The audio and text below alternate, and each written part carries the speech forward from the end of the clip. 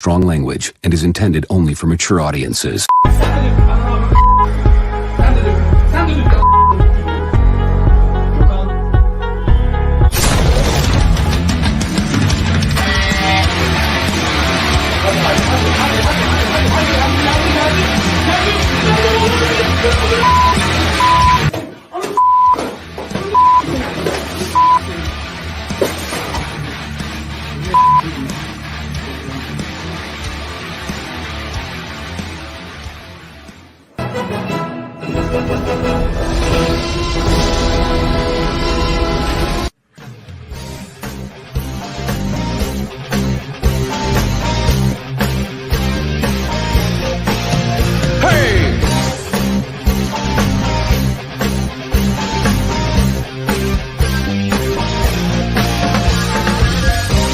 A man, is it the power in his hands?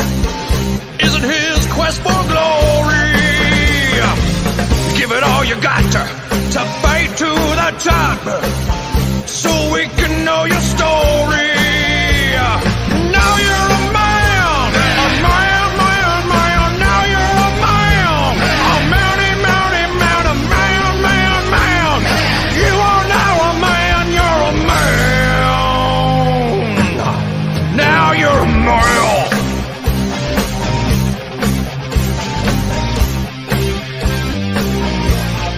Live it, live it.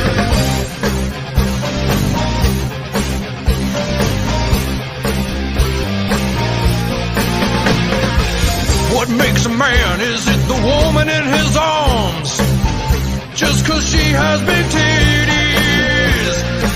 Or is it the way he fights every day? No, it's probably the titties. Now you're a male. Oh my, oh my, oh my, oh. Now you're a male. Male, male, male, male, male. Now you're a male. M-A-N, man, man, man, man, man. Now you're a moron. I'm gonna be honest with you. I'm kind of retarded. Hey, welcome, ladies and gentlemen. This is the men's room. It's Friday night. I hope we're having a good one. I'm your host tonight, Tommy Gunn, and with me, as always, you know him as Down Under. Oh, as the author Down Under, the man without well. You know, the men from Down Under, we've got a lot of thunder. Don't stand behind us.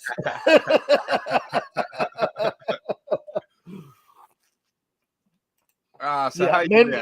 Sorry, it's men. It's where men roar and women thunder. Don't stand behind. Oh my! I'm doing good. I'm doing good. Yourself? So we are. We got some topics. Yep. From what I hear, Appalachian American gave them to David.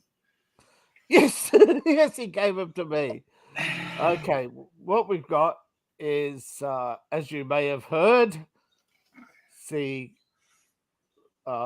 well, first off, of course, is the obvious, is the cancellation of the reboot of Cutthroat Island.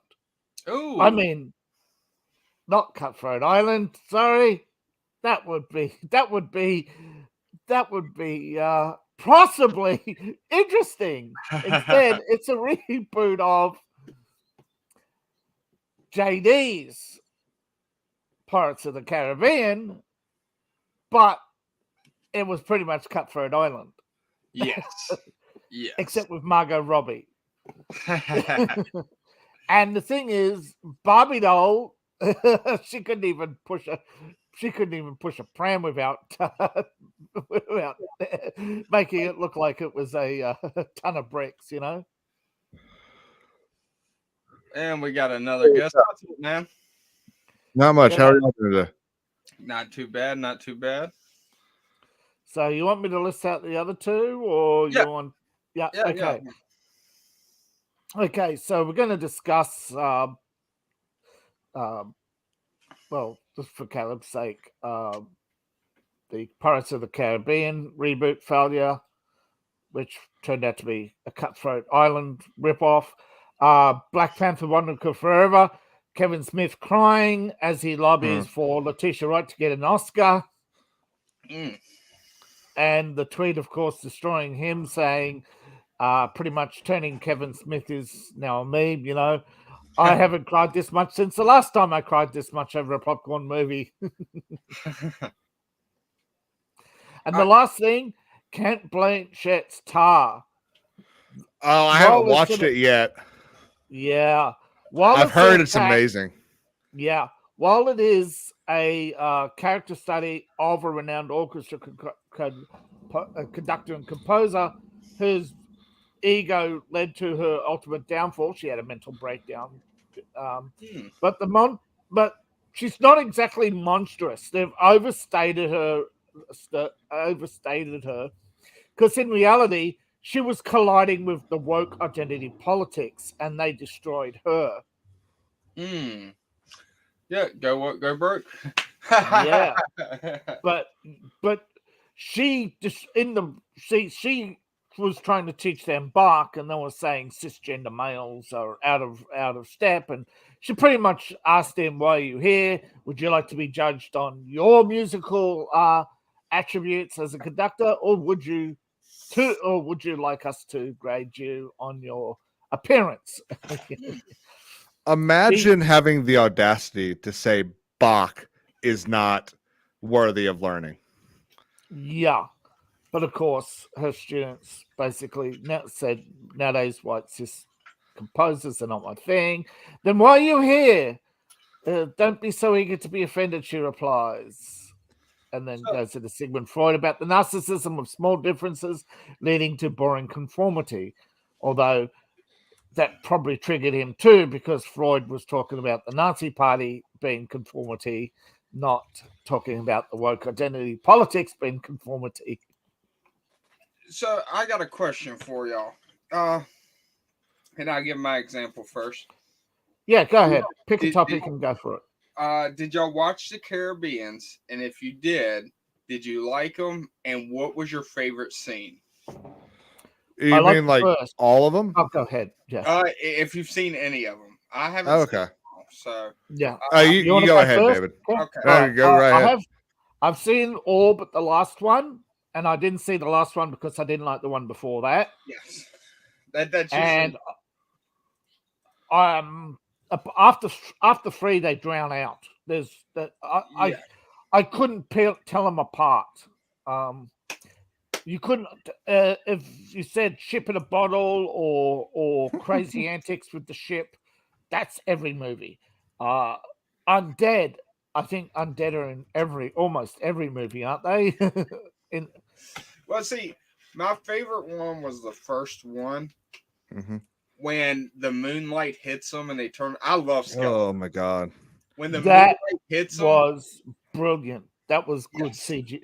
Hey, what year was that movie? Let me find out.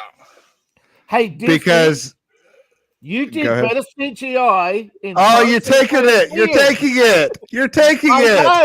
I know. You prompted me. I know where you were going. Let's see. That movie.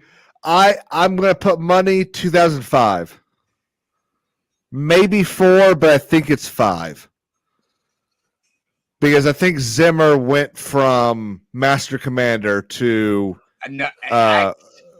actually the first one came out in 2003. 3? Holy crap. Yes, that makes me feel old as crap. Oh my god. Yeah, so okay, 2003. We've got a skeleton that it looks fake. But it still kind of looks a little real. But the transition. And fast forward 19 years. Yeah. And we get She-Hulk. Oh god. Yeah. But look at this same company too. Yeah. Yeah. But look at the transition of the graphics.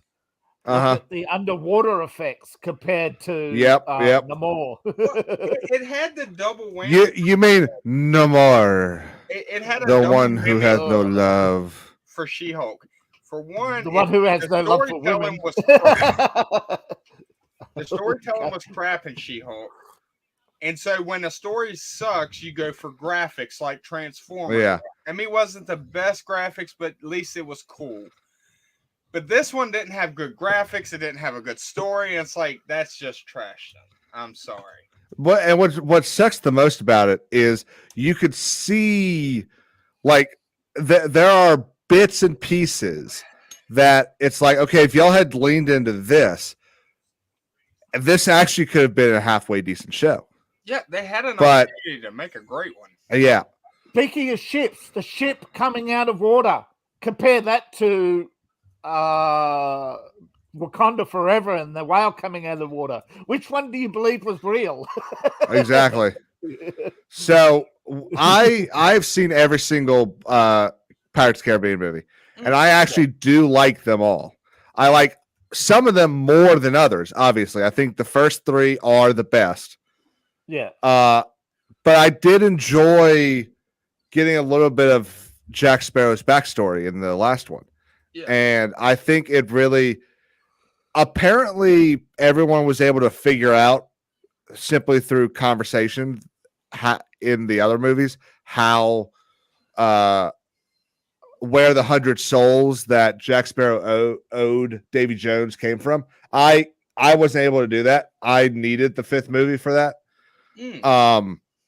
So, and I don't know if it's just because I just didn't pay attention in the movie. It very well could have been. But there were parts of it that I really enjoyed. And one of the things that I liked a lot about it was the kind of mysticism that it brought back to that era of the world.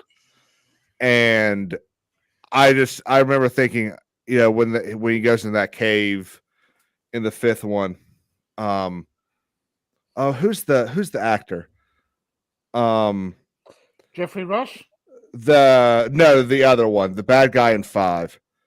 Oh, yeah, I can't remember his name. I know I can see his face. Yeah, he's the bad guy. Javier Bardem. Javier, yeah. Yeah, Javier Bardem. I think did an amazing job. It was unfortunate that he went from Skyfall to this.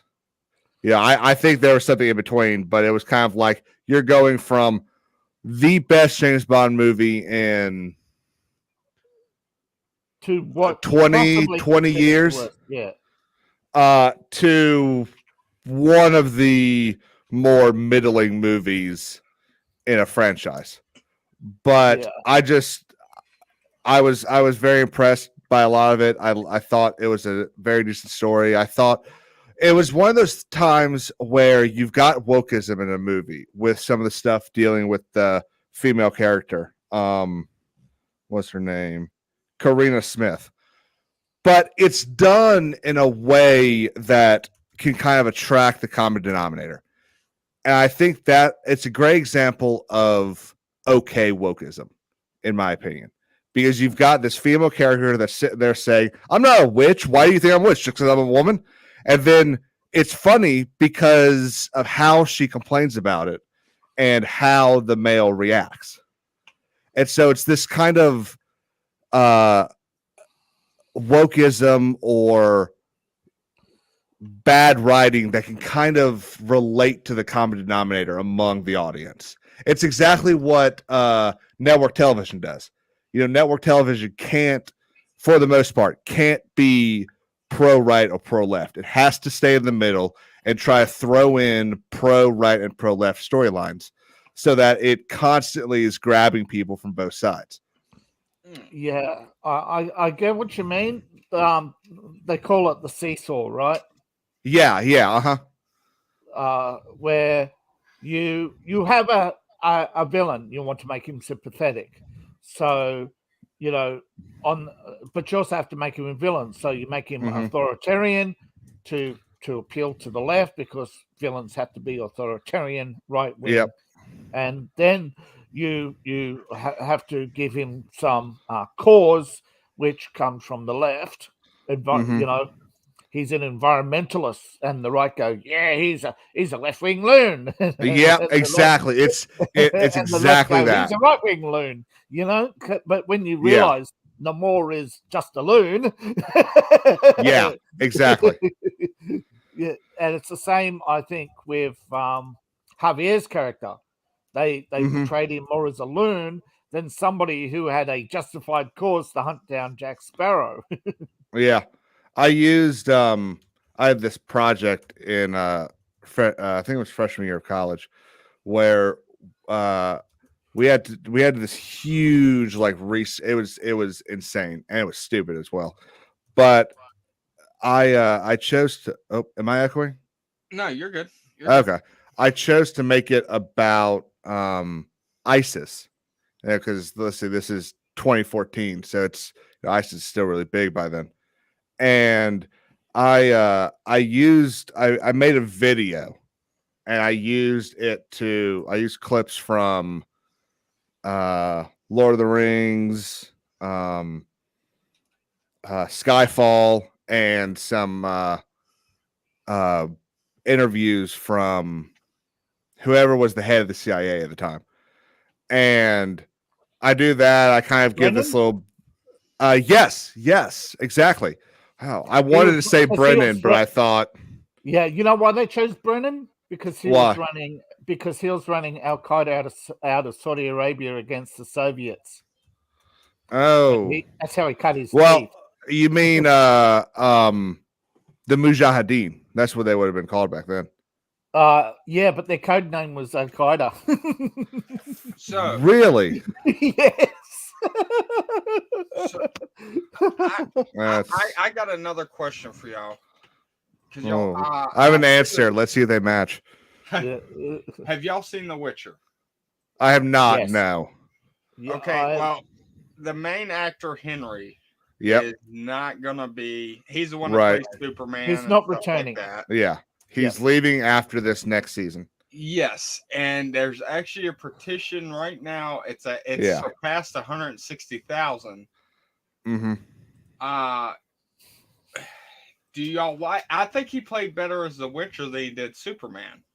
So I think there's I've seen the first 2 episodes of The Witcher when it originally came out, and I never played the game. I never read the books, so my whole basis of Geralt is on those first 2 episodes, and I like him. I think he's a very personable character. You know, there's a lot of mystery there, but I think the issue people have with Henry's Superman is that it was Zack Snyder's Superman. It wasn't Superman. It was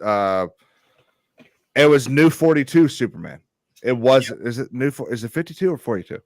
52, I think. 52, yeah. It wasn't the Superman we grew up watching, because that's Superman played by the great. I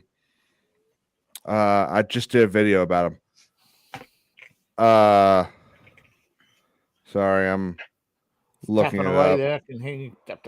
Quick. Come up, Yep. answer. Come on. There, George Newbern. Voiced by George Newbern, I should say. That Superman was always, he was always serious, but you could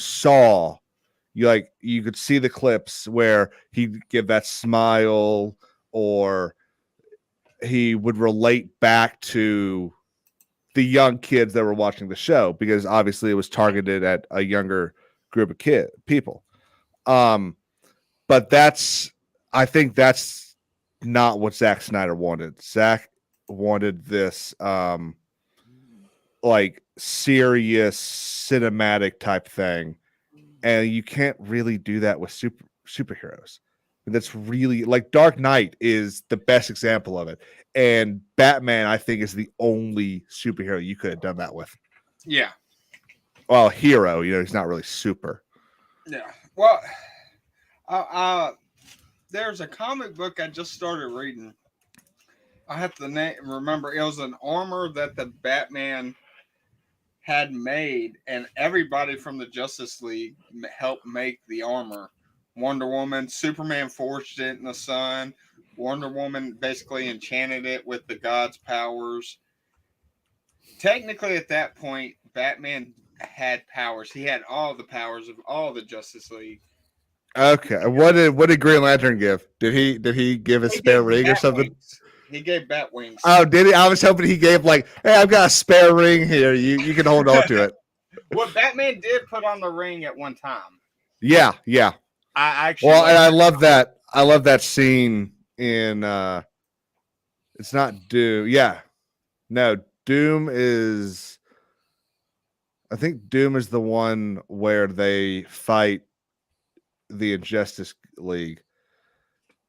War. I think it's War.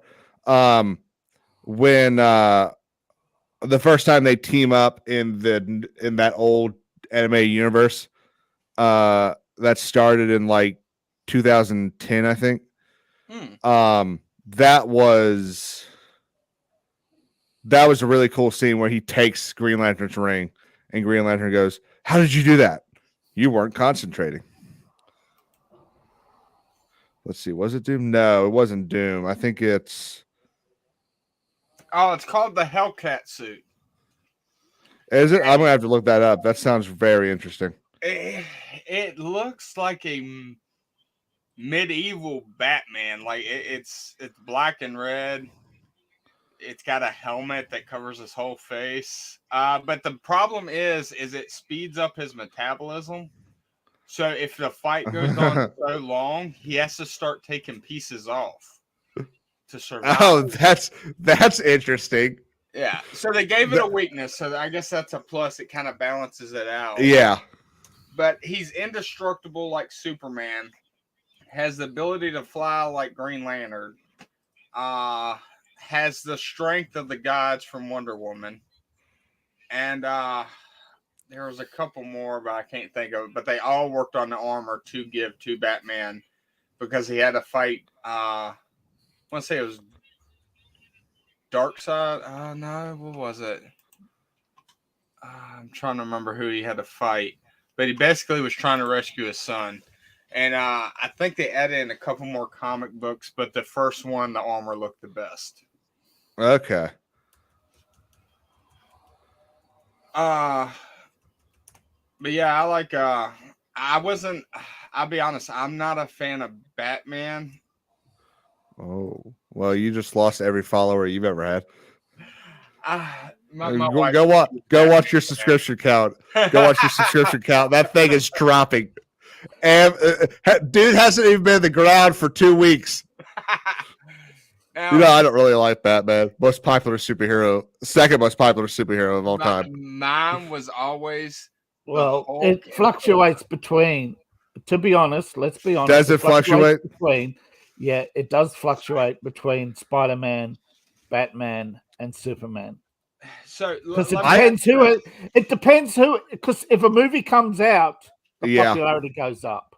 Mm-hmm. So I asked this question a while ago, and since I'll ask you now, if you had Tony Stark and Batman, they got no technology, nothing, and they get dropped off in a desert and have to fight, who would win? They have to fight like there's nothing they can build. What they so no technology. Well, Batman. Technology. If there's no technology, Batman wins. Batman is a expert in fighting, so he'd win. See, I would say that, but at the same time, Tony Stark's is problem solving. I could see sure, but if all he's got to problem solve with is dirt on the ground, then he can't do anything. What's he gonna do? Start burrowing? What's he gonna? Yeah. Show Tony. I'll just wait before you hit the Peloton. Tony Starks will take his sunglasses and turn it into a sun ray and burn Batman with it.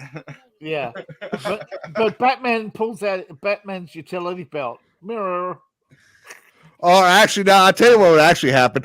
Tony Stark would win because Tony's too stubborn to ever quit, and Batman's not going to kill him.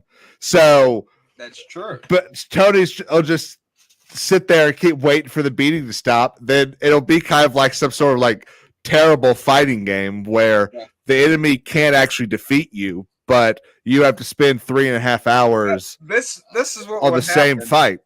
Batman would beat the hell out of Iron Man, and then Batman would heal Iron Man so he didn't die from his wounds. and then they'll go at it again until Batman finally says the hell with it. Yeah. Yeah, he'll do a oh, cracked rib, concussion. Yeah. Now, I'm not too familiar with Iron Man comic books. From in the movies, he has no fighting experience whatsoever, hardly. Like, it's barely any. In the comic books, is he like that? Well, if I recall, it's been a long time since I've read any of them. I haven't read any new ones. Like I haven't read a new comic book in probably a decade. But I think it's closer to a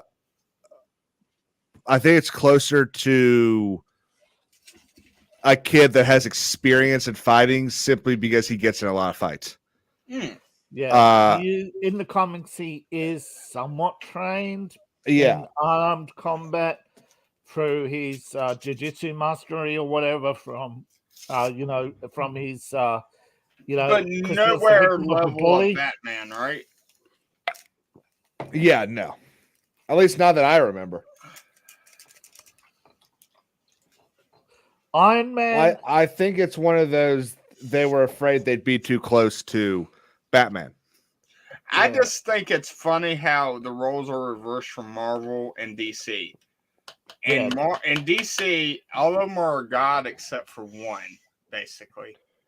And then if you go to Marvel, they're all human except for one that's a god. Yeah, Captain America. No, Thor.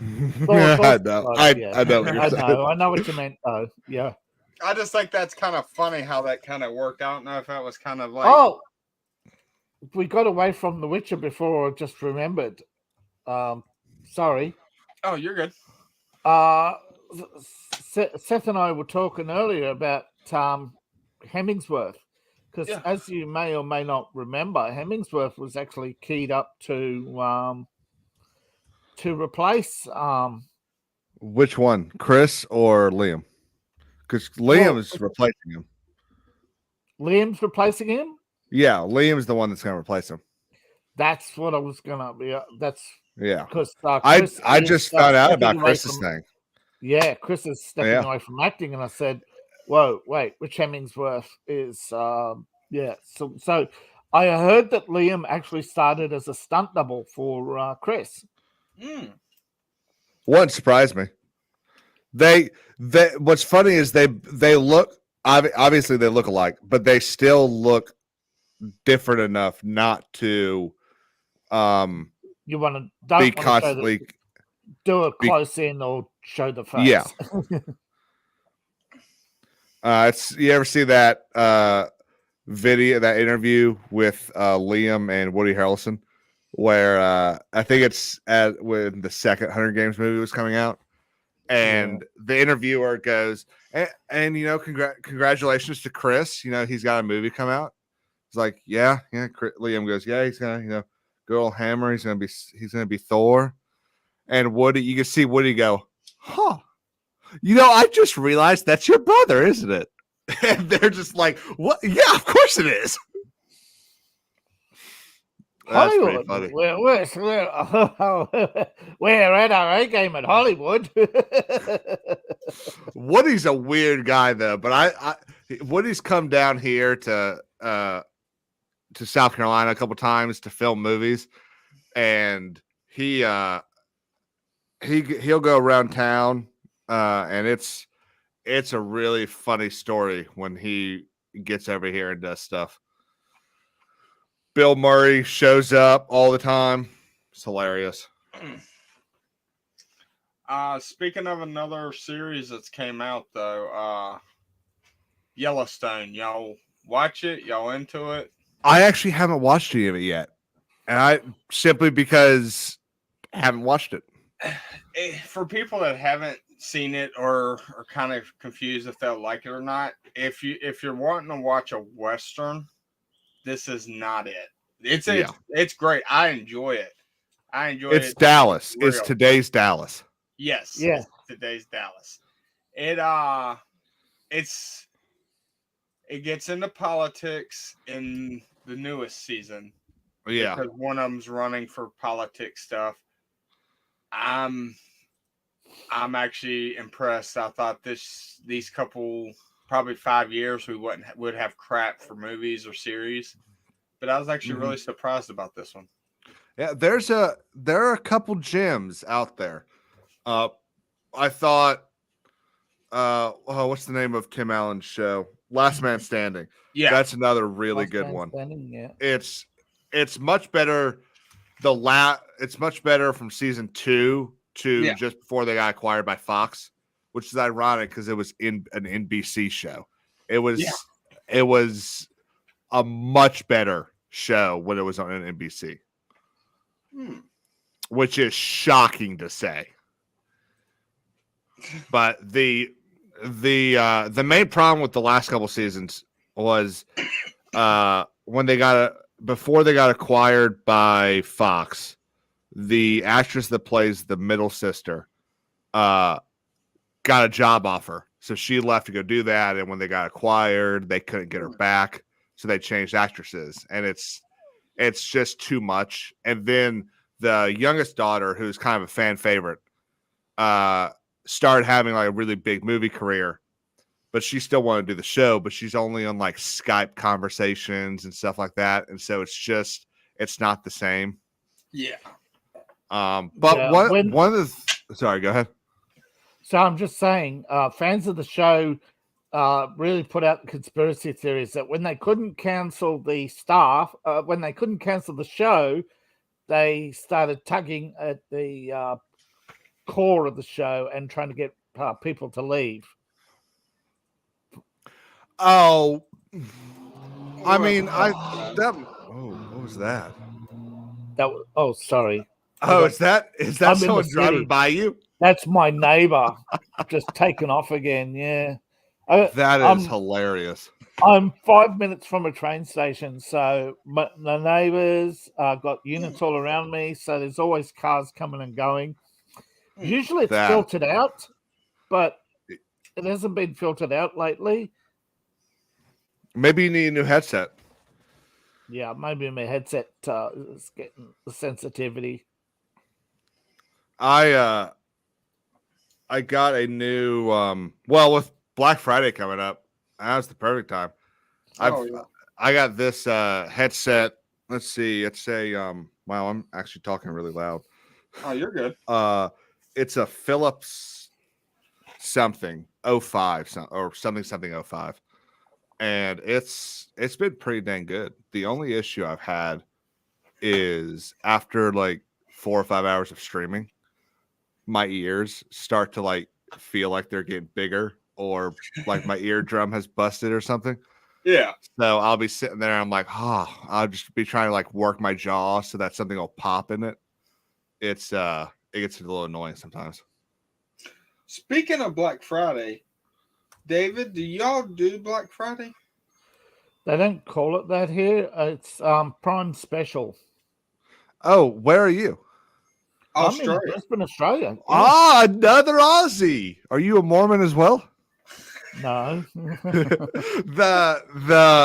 A bunch of the Australian YouTubers that I've seen, they're all Mormons. I noticed that. Yeah. I noticed that. I'm thinking, but wow, what's the church? What does it do? People convert to Mormonism, and the first thing they do is hand you a YouTube password.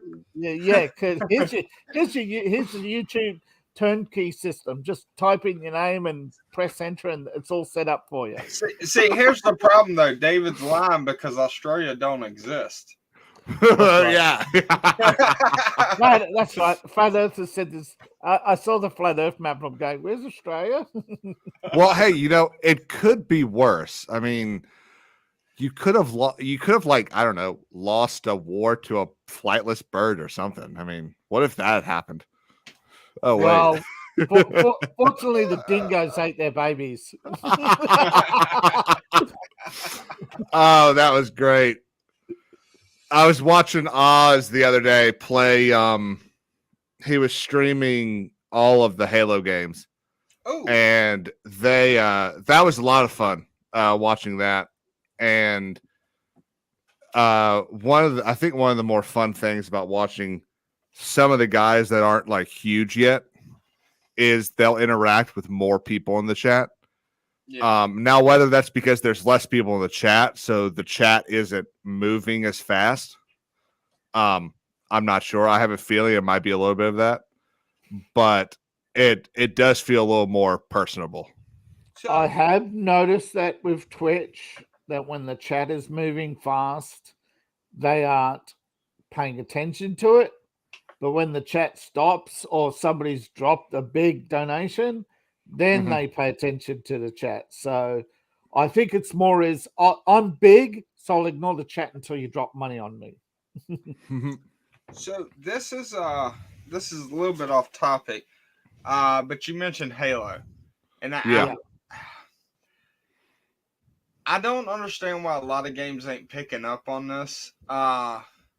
You noticed that I'm they ready to keep talk about changing this. The main characters, like Halo had Master Chief, and that's been through almost every game. You had a couple oddball like ODST and Reach and stuff, but the main, when you say Halo, you think of Master Chief. Master Chief, like yeah. When you say Mario, you think of Mario. Yeah, like not when you think Not of Luigi. game. Yeah, not So Luigi. Mario. But you still have a main character like Call of Duty. You never have the same character. COD For the sometimes. Well, sometimes, but with so COD, over it's Modern specific Warfare, time. Sorry, yeah, over Modern Warfare, you have the same characters, and you might not play as the same character through them. In 2, you're playing as PFC Bradley, who is a ranger.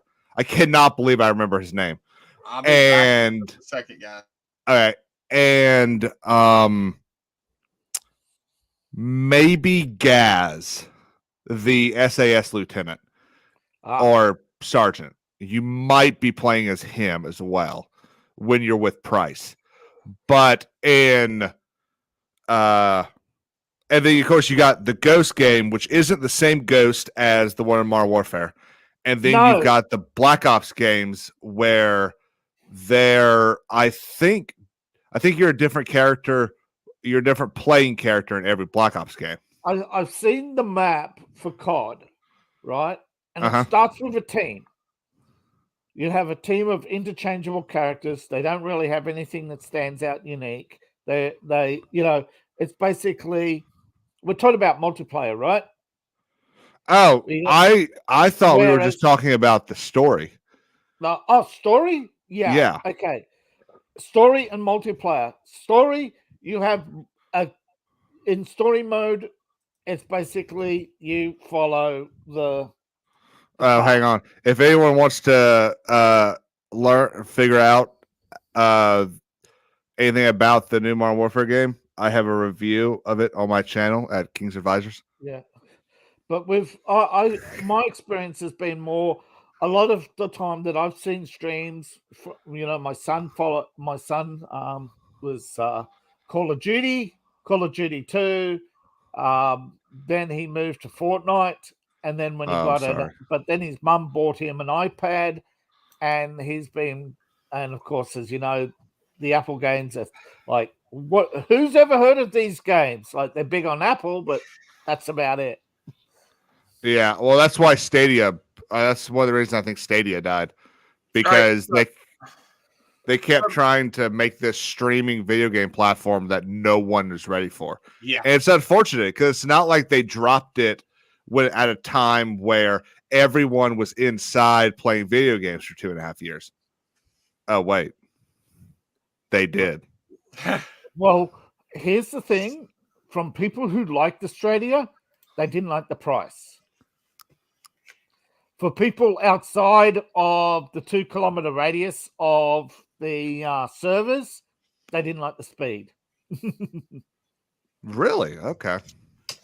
So it wasn't high. We had bad games. From most of the people who gave reviews, it was high. It was either too expensive for the people outside of the cities who are on like far lesser budget. And for people inside the cities, they were pretty much confined to oh, I'm not. I have to be close to the server, or it's going to be pointless. Okay. For some reason, because you're not. See, if you're an Xbox Live Service player, Oh yeah. or a Sony Live Service player, Mhm. once you get the data from the service, you're only streaming directly to YouTube, right? On Australia, the service is streaming to you, and you are streaming to YouTube for another device. For some reason, they didn't put a direct streaming in. Had they done that direct to server early enough, it would have worked.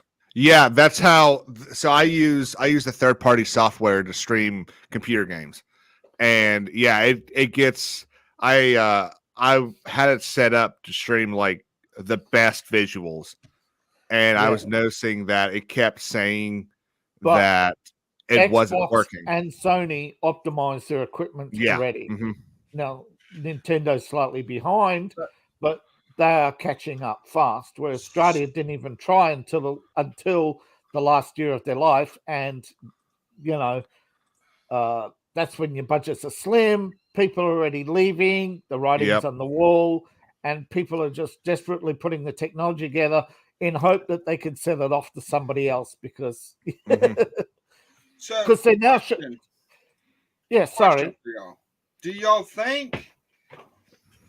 Well, so you have PlayStation and Xbox, and they both go at it back and forth. Yeah, popularity wanes for both of them back and forth. Yeah. Do you think if they made the consoles, like just the console and a controller, but the games, like let's say you have an Xbox game, but you can pop it in a PlayStation play, like the games are separate. It's just like a computer. You can play any style game on the computer. So why not just make the consoles and let other companies make the games for both systems? And it works for both systems. Well, so you've got, I mean, that is what you have, but you've got each system has their own game company. Yes. And so they make exclusives for the most part. Now, these exclusives are few in number, especially for the Xbox. The PlayStation has more AAA exclusives. Did. Oh, yeah, well, they've opened them. They've opened them onto the PC. They did it because Atari, when Atari was Atari, right? Right. They made 3 times the money off the software than they did the hardware. Yes. Same with the early days of Microsoft. You look at all the early Microsoft. You look at all the early PC games. They're all Microsoft or associated companies. Well, yeah. Now Sony I'm saying that. Is because if PlayStation and Xbox don't do something soon, everybody's just going to switch to PC gaming. Oh, I disagree. I disagree heartily. Really? Yeah. PC gaming requires too much money. It's too expensive. I'm getting ready to spend $2,000 on a new PC. Ooh. Is that you building one, or is that I'm going to build one? Yeah. It would be, and I'm rounding up to 2,000. It might be a little less. And it also depends on the. I'm going to get the word wrong. We'll go with processor. I'm using AMD instead of Intel. Intel would have been an extra CPU. Sorry, Intel would have been an extra $400 or $500. Easy. So let me give my prediction, because I see it now that the Xbox and PlayStation are cheaper. Yes. Yeah. Because they have half the chipset. Expensive right now for all the internals and everything. Yeah. But here's what I see in the next 10 years. The U.S. has finally realized, hey, we got to make this stuff ourselves. Yes. So when we start producing it ourselves, China's going to start they're not going to have a monopoly on it no more. So they're going to have to lower the prices. If we start producing it. We got to get into Africa and start taking over some of that taking over is the wrong word. Start making some trade deals. Here's the problem. Here's the problem. For the last 50 years, everybody's been undermining the US position. Now that they're trying to make inroads to Africa, they're doing exactly everything they accuse the West of. Yeah. That is true. A budget PC, but half the games won't run on PC, it's only relevant for about a year, and then you're gonna start dumping more money into it. Yeah. I try. Look, the PC I've got right now is an Omen 25L from HP. It's 2.5 years old. It runs just about everything that I want on it, but it does not run at 60 FPS. It does not run at the top stuff for almost anything, and I cannot stream it, which is probably more of an internet issue rather than a hardware issue. I don't know why he's saying wrong. I have the PC and it simply won't do it. So I was actually gonna do it was basically a cloud PC is what I was gonna transfer to. Oh, what's that? So basically you can have the world's shittiest computer, Windows 95, old as hell, doesn't even have nothing on it. Mm-hmm. And as long as you got good internet access. Has to be a fast port. Yeah, fast port. You will have basically a supercomputer because it runs in the cloud. Your computer, all the technology, you're just a terminal in the cloud, and then it just streams it to your computer. Yeah, that's what the $400 PC does. And there's quite a lot of people in the UK, especially. Some in Sydney and Melbourne, but it's no good in Brisbane. We haven't got the speed for it. Do you know what kind of speed you need? It's got to be a fast port, which is 10 times faster than your standard 100 bits per second port. Oh, so you need gigabit internet. You need a gigaport. No, you need a gigaport. I got a free trial streaming on it, and I have my internet speed's about 450 megabytes per second Wi-Fi. Bit. I mean, gig. Yeah. And then I get a gig if I hook it up. Wired. Yeah, that's what I'm saying. You've got to have a gig on your main line, and you've got to have a gig on your port. You can go through wireless on the graphics, but I suppose if you're just playing games, you're not going to need the two-way stream. No. But if you want to stream it, you need the second stream. You need a gig because you need that 500 free for the 500 up. Yeah. So I think that's once internet improves, I think that's what everybody might move to. Yeah. Well, see, the problem with improving internet, you've got these deals between the companies. Like Comcast. So if you go, Comcast, not only do they throttle people, but they own the rights to certain areas of the country. So other companies cannot offer high-speed internet. They still offer their 25 megabit. It's a stuff. Yeah, it's BS. Yeah, I mean, people going to jail for that. One of the other problems is not only are they illegally cartelling, the other problem is they don't need to increase the hardware. They can't increase the hardware past a certain point because then the government steps in and says, "Oh, you're better than us. We can't have you do that. Yep, you can't have better communications equipment than the NSA." There's a law actually under the National Security Act that throttles all technology within the US. That is, if the military can't afford it or don't want it, then you can't have it either. But there are, I know when internet does get to that level, I do feel everybody's going to go to the cloud for their internet. Then it'll be like streaming. One company will be dominant for a long time, Google, and then eventually Amazon, and then eventually Microsoft, and then eventually it'll start to break up, it'll become crappy, and then the censorship comes in. Oh, I love this game. Oh, what happened to this game I bought? Yeah. It's already happening on Sony. Seth bought Red Dead 1, but because it was on Game Pass, when it was taken off Game Pass, the whole game, even though he downloaded the install, unloaded because you don't own the game, you own a license. Yes. Yeah. That's why I hate about not having physical media. I was sitting there, so Amazon did that pop-up Amazon Day like a month ago, and I had just finished listening to some FNT rant with I think it was Ryan Kennel and Neurotic. And so I'm sitting there watching this, and they're just talking about the whole, you'll own nothing and be happy. Yeah. And I was not going to buy the new what was it?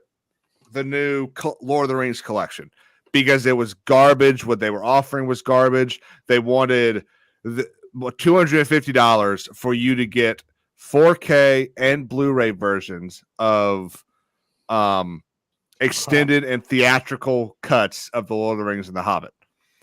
And I wasn't going to buy it. And then I heard the rant, and I was like, well, I own 4 different digital versions, but I don't actually own clean copies that aren't scratched. Oh, it's on sale for $100. Okay, fine, I'll buy it.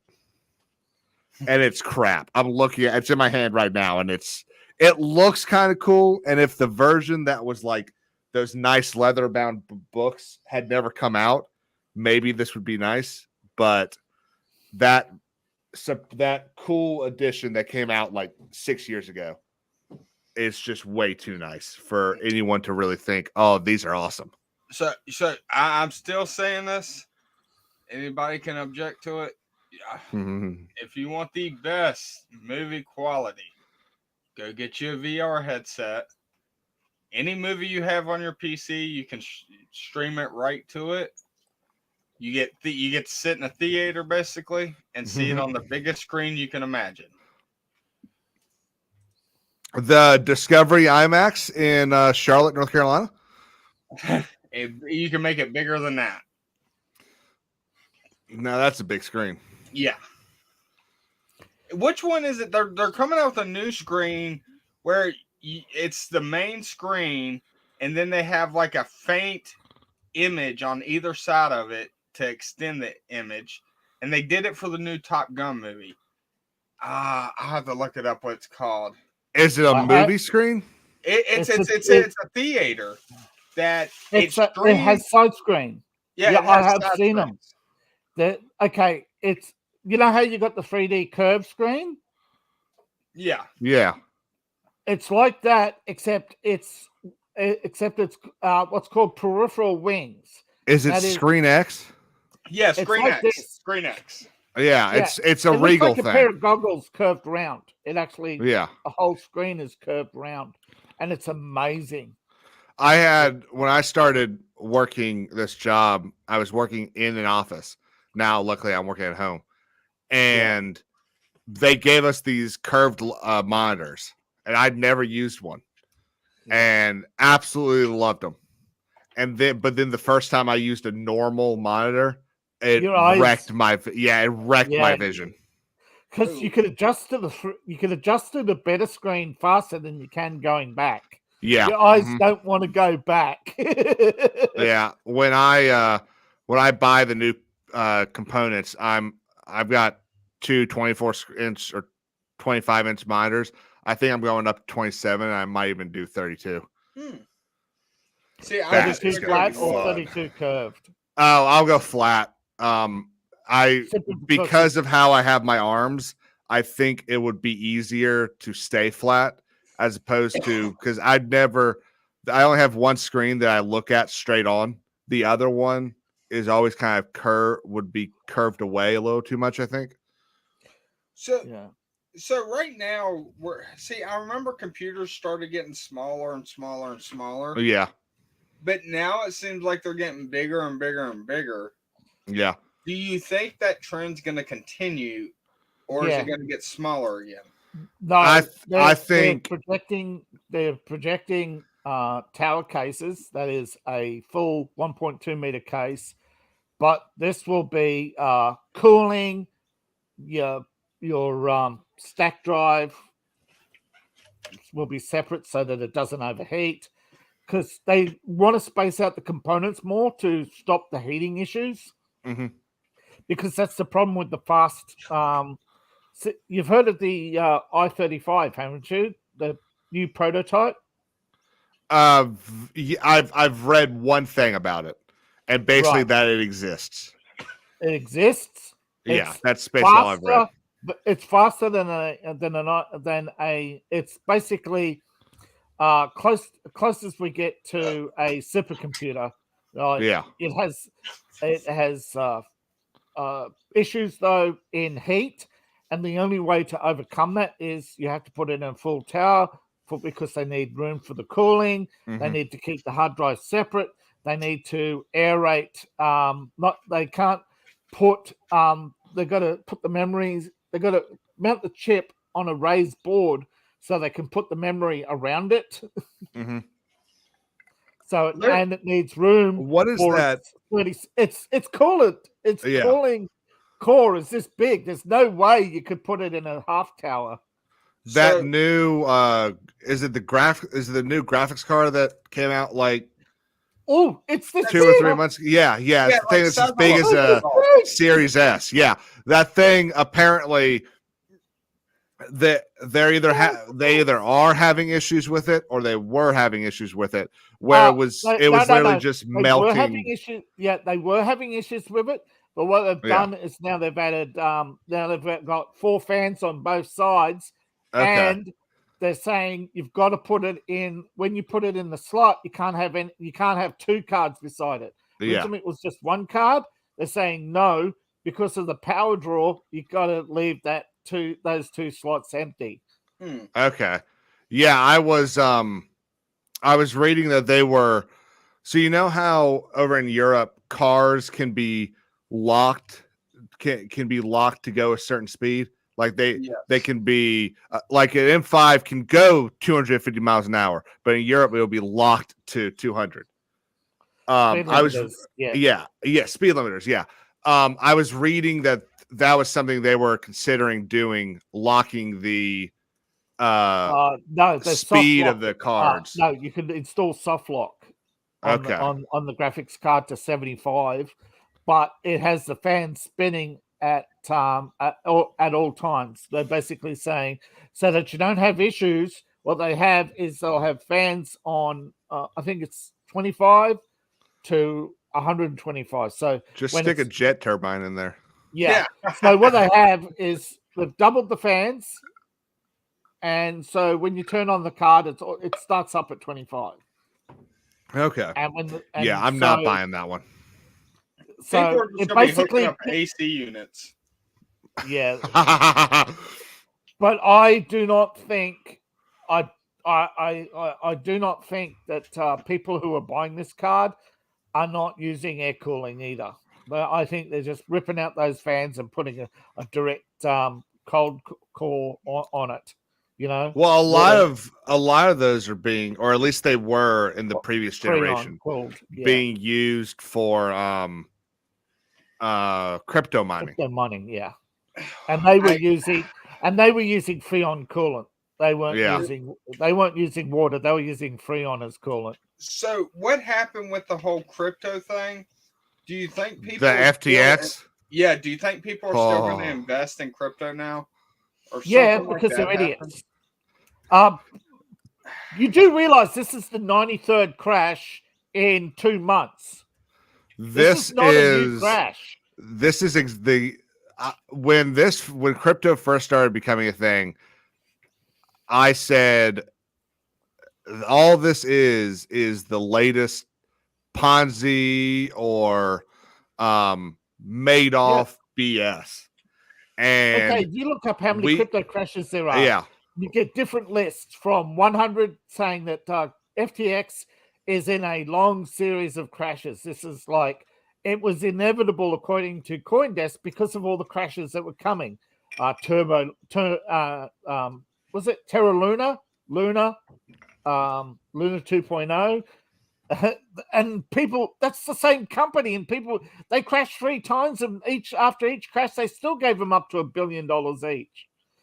But this time what we've had is not millions, billions. This year we've seen over $1 billion in crypto crashes. In the past, it's only been billions.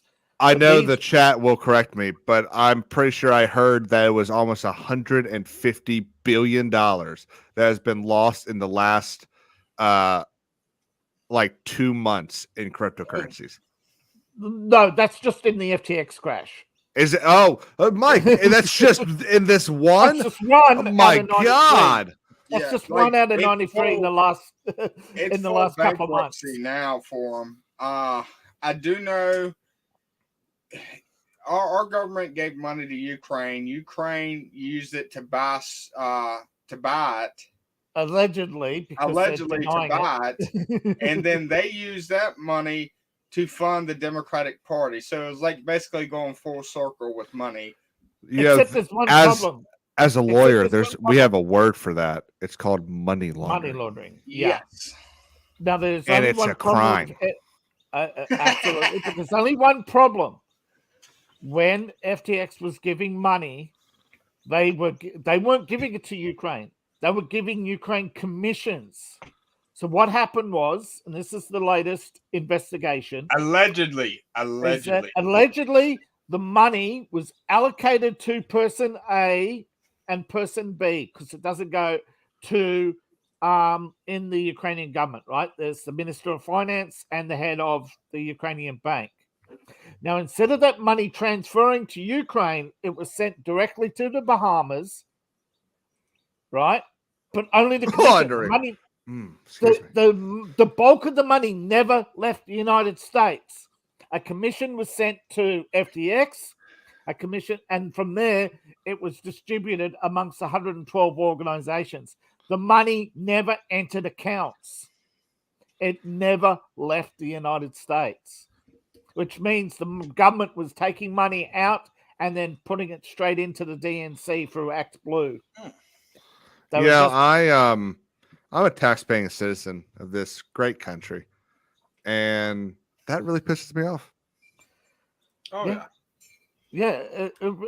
Now, there are different stories of how this scheme worked, but there's also different schemes. FTX is not one company. It is it's a holding company that owns FTX US and many other, because crypto, as you know, the crypto exchange, FTX, is the Bahamas, but there's FTX US and there's all these other subsidiaries as I made a research, but the money they were giving always kept matching Ukrainian allocations, and nobody picked up on it for 3 months.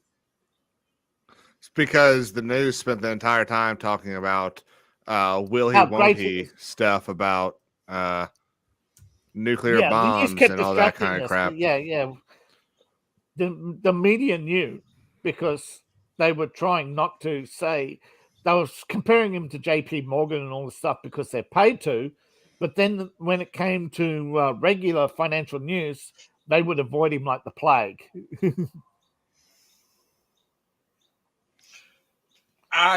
You just look at Bloomberg. I just can't wait for 50 years to pass to where we can actually finally figure out what's actually going on right now. Well, I'll tell you what I'm happy about. What do you mean, 50 years? We're still waiting for the World War II papers to be fully declassified. Well, what about what I'm happy about is that I was able to buy some of this earlier this week, and that's another reason why I don't have a camera, because I got too much stuff around me that would get channels demonetized and thrown off YouTube. But luckily the price of brass is starting to go down. Yes. Actually I take that back, because I was looking online the other day and prices have started to go back up. So I just bought another $200 worth of brass. Well, it was cheap because somebody allegedly in Ukraine is selling U.S. ammunition really cheap. Did you hear how much ammunition they used? I'll tell Now, you right in the now, I'd latest- rather not know because I think I'll get sick. Yeah, I know. You're basically going, what are they shooting at? That much ammunition used in 2 weeks? They used a year's worth of. They used more ammunition in 2 weeks than the US used in Afghanistan in a year. And the actual casualty lists are going, what did they shoot at? I tell you, I could easily do that. Well, I'm not by myself, but that would just be one idiot guy having fun, not in the middle of a so-called war zone. Where everybody's just basically loading up the belt feds and going, there's something out there, and just basically, the scene out of Predator. Yes. Yeah. I'll tell you what. The other day, I was kind of feeling like this is actually about 2 weeks ago. I was feeling like I kind of want to watch a Christmas movie, so I watched Predator. Yeah. Now, when they do it, it's funny, but when 60,000 Ukrainians light up the night on a 3,500 mile front and basically hit virtually nothing in 2 months, you got to ask yourself, what are they doing out there? Yeah. There's a lot of questions we'll never have answers to this side of heaven. Because there's no... Did you hear where the reporter... Did you hear about... They were doing an interview, and then the reporter said signing off from London, and it's going, what? Yeah. Oh, you're telling me there are some reporters that are idiots and are doing stupid things, almost like, I don't know, lying about being in a helicopter crash. Yeah. What? They're still doing it? They haven't learnt their lesson yet? Well, there's people now who hold Dan Rathers up as the next Walter Cronkite, and I'm thinking to myself, the king of fake news. Walter Cronkite was the king of fake news, and when that fades from people's memory, they'll go, "Yep, it'll be the same with Dan Rathers." When enough goldfish forget what a crook he was, they'll hold him up to they'll hold him up to a candle because they think, well, why do I remember Dan Rathers' name so much? Well, it's sad because we've gone from names like Bernstein, Robinson, and Bernstein was a CIA operative. He was outed by Brennan. And I guess Robinson could have been one as well, but I don't Brennan see outed Bernstein. He actually congratulated Bernstein on his successful operation against Nixon. What was that? CNN. It was on CNN, but it scrubbed. Oh, of course. But yeah. But yeah, we've gone he must from... He must have realized the hot mic was on, and damn, I wish I could save YouTube's from, but some channels it doesn't work. Yeah, and gone to the what's the thing that all the tech companies had with the government? The portal where the government could say, "Hey, we need this taken down," and it was taken down all over the place. Didn't they force Elon to delete that tweet, or is it still up? No, I'm talking. No, I don't know anything about that. The DHS leaks is what I was talking about.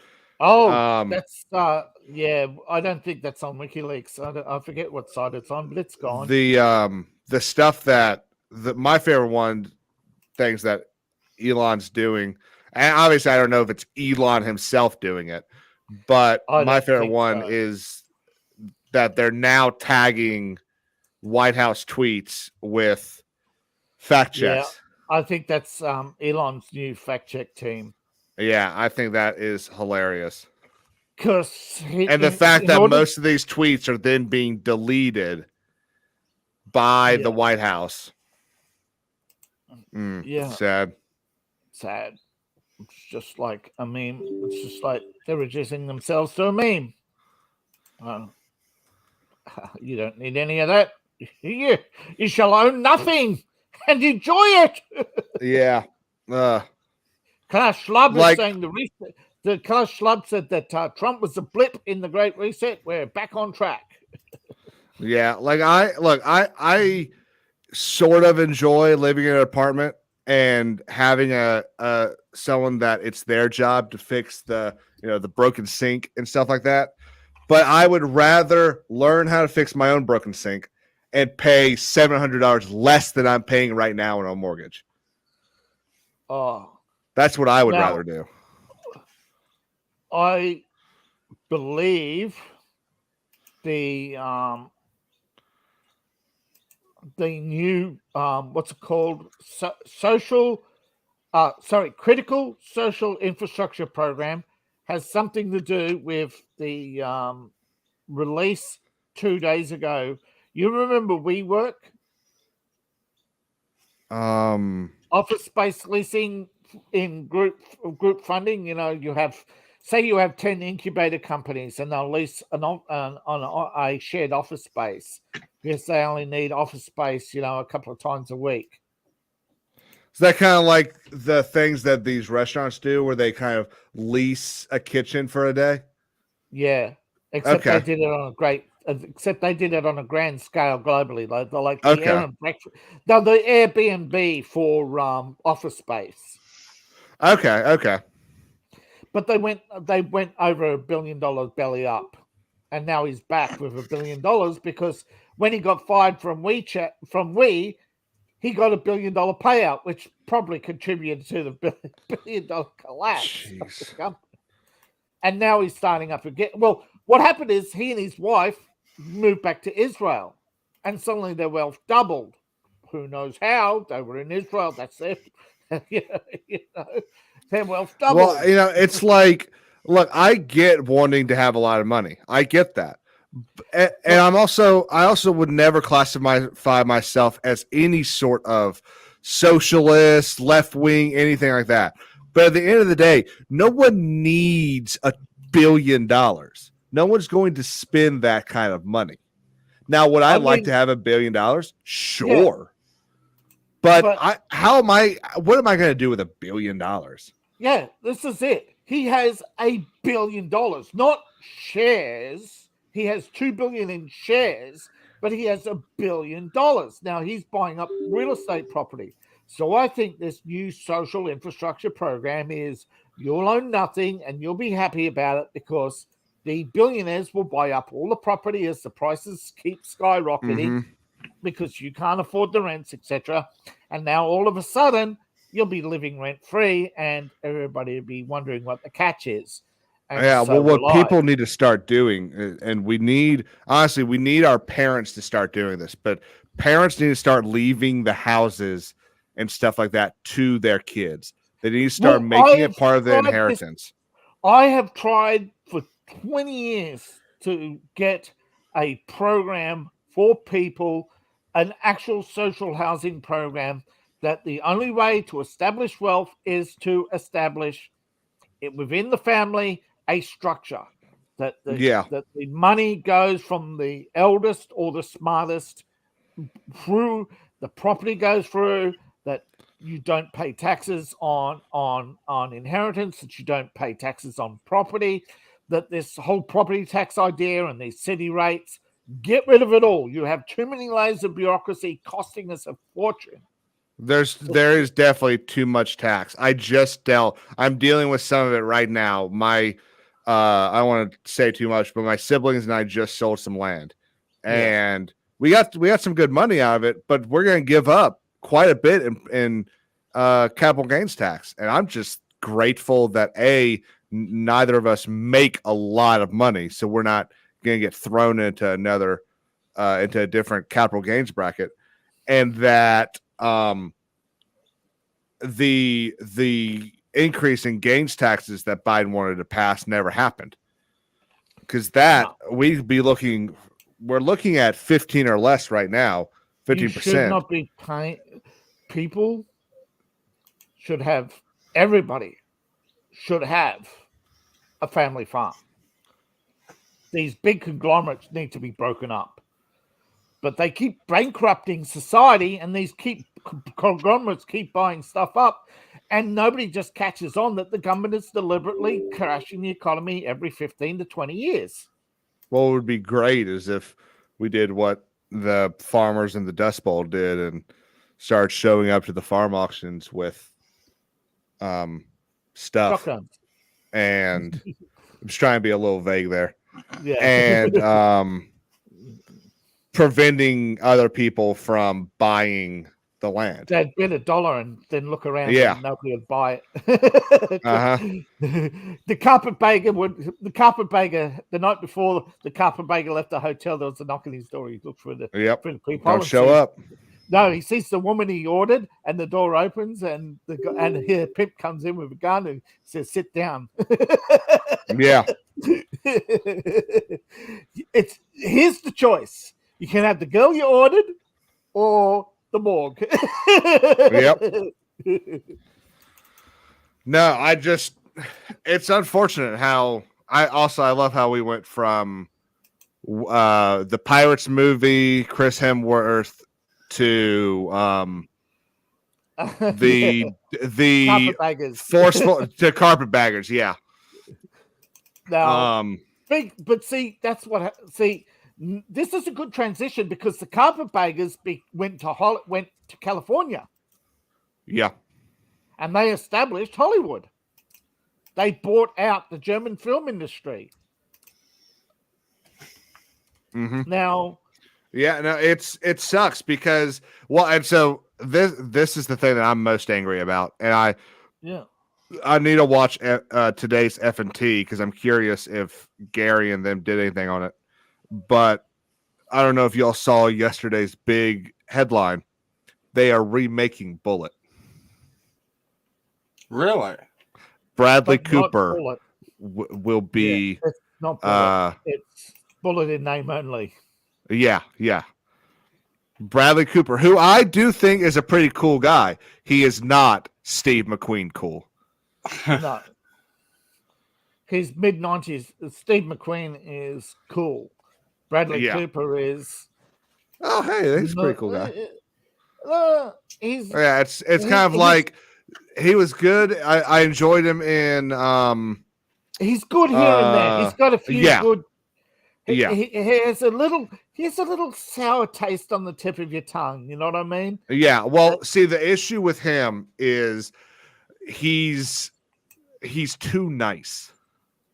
I'll tell you who would have been a good replacement for Steve McQueen before he went a little lefty was Footloose, Kevin Bacon. Kevin Bacon would have been a good replacement. Kevin Bacon 90s. Yeah. Yes. 90s. Kevin Bacon post Footloose, pre whatever that disaster horror movie thing that he did was, where is the Invisible Man? Yeah, and see, Kevin Bacon even kind of made a comeback in the whole. He did that TV show with James Purejoy, who I think is an amazing actor and needs to get more work. It was about this serial killer that used works of Poe to do things. It was dark. It was cool. You know who's really cool? The Irishman who played the Irishman in The Usual Suspects. I need to look that up. It's been a while. Yeah, so would I. But he or a young Gerard Butler. Yes. He's too pudgy now to play. What's the name of the Irishman? The Usual Suspects. Yeah. Is it? It's not Kevin Spacey. No. Is it Keaton, Dave Kwan, or McManus. McManus. Okay, Stephen Baldwin. Yeah. Interesting. So, his brother hates him, so there's a cool point there. Alex hates you, that's a cool point. Yeah, his brother's insane, which is unfortunate because his brother was an amazing actor. His something Hunt for Red wrong. October is one of my favorite movies of all time. Yeah, he was cool in that, but something went wrong. You know what I think it was? To be honest, I think it was all the shows he started and that were cancelled. I think he realized like he can't be who he really was. Yeah. Yeah. He joined the club, he sold out, and then on the set of Rusk, he broke. Did you see the tweet the other day? Yeah. When it had been a year since they cut filming, and he posted a photo of her directing. It was like a year ago today. And it's like, dude, know your audience. What? No one thinks you're innocent and you're posting this? The thing is, they want to film and they want to release the movie in dedicated to her. And it's like the family says, you better be paying us for that. What's BS is the fact that the husband dropped his lawsuit and is now a executive producer. Off. Yeah, paid off. Yeah, a lot of 100%. people are paid off. 100%. Oh, yeah. But well, his production company got a bailout, so you can imagine there's big money. There's something they don't want to come out. Does anyone think this devotion movie is going to be good? About the Korean War pilots? No. I really wanted it to be good. Yeah, but there's a good Korean War pilot movie, but they didn't do well in America because they were British aircraft. They weren't. The American Sabre was so unreliable that they were flying British aircraft that they had to use the British Comet. They didn't fly Dauntlesses in Korea? They did, but they were so unreliable that they were often taking off in British aircraft. No, for the movie. Okay. That they had to fly in British aircraft because the old Douglases were so unreliable. Yeah. They were so past their prime, whereas the Comets they were just so well engineered, which is why they cost a fortune to make. Hey, could the Jonas Brothers just stop trying to act? Just go sing. Just go do your little pop group. Stop trying to become movie actors. Nick did a good job in the Jumanji movie, but I don't need Nick Jonas suiting up as a gunner in the Midway movie. That took away from the movie. Yeah. It also wasn't a very good movie. So much potential. You've got amazing actors as well in that movie, and it just it fell flat. It looked animated. Just not a fan. We don't get Band of Brothers anymore, and it's unfortunate because it was such a good show. Speaking of, we were talking about computers earlier. Yeah. Do y'all customize your home screen any? You mean like my desktop? Yes. Sure. Yeah, it's a picture of the Tomb of the Unknown Soldier. What I mean by customize is you have like I'll just show you. See if you see on the screen, I got all these little blue icons and stuff. Yeah, it shows me everything. It's extremely easy to put on your PC to make it look a little better. It actually works a lot better too because I got like my emails up here and my everything at the top, and I can see the time easier, and everything's moving. It looks more high tech, and all you got to do is download Rainmeter, and then you just Google search skins for Rainmeter, and it's got Iron Man. It's got everybody's favorite games. Themes. Is this a It's good. They call it themes. Are you plugging something? Custom themes. Huh? Are you plugging something? No, I'm not plugging anything. No, Yeah. I just I haven't seen a lot of people use this. My monitors aren't close enough together to use to do something like that. Well, no, the image thing was just something I did. Even before I got 2 screens, I was using these little things to help me see how much processor I'm using without even touching anything. Oh yeah, that's actually pretty cool. Well, PC Mag is still in print. See, like you can do the one where it has Iron Man. Mine used to be themed Iron Man, and it showed the Iron Man 3D look, and it was spinning. The Iron Man suit was spinning around. Yeah, I used to see it on sites, where you can download custom windows, but a lot of even the Marvel don't have theirs up anymore, which I find is odd. These are because these were popular. These things are home. You can find people that have made it personally. Yeah, but if you go to your app store on your phone, you can find them. If you've got a Windows phone, you can go to the Windows App Store and find all the custom PC widgets. Yes, but you can't find it on PC on the Microsoft Store. Yeah. So you download Rainmeter, and I've actually enjoyed it because I can theme it better. I'm about to change the theme. The only reason why I got that one up is that's my dad's drag car. Because that's the PC advantage. The cool. PC advantage can do more multitasking than the console. Yes, that is a very big advantage to the PC, and I agree with that. It's like Android phones to Apple phones. You can customize an Android phone better than you That's what I'm saying. You can customize an Android phone. You can customize a Windows phone better than you can customize Windows. Yeah, I like the ability to do multi things while I'm playing a game.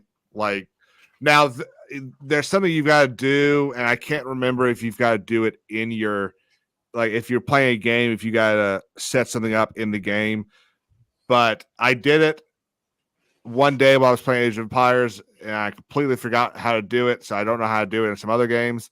But there's some games where I've got it set so I can move my mouse between screens. And then even when I have the game up in full screen, and then there's a couple games that I've been playing that I've forgotten how to do that. So it's locked on that. It's locked in the game, the mouse. So I have to hit the Windows button and go around to get to the other screen.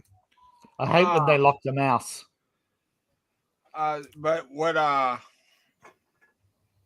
was I gonna say? But yeah, now, why games lock the mouse? When you download Rainmeter, probably to stop you from running cheats in the background.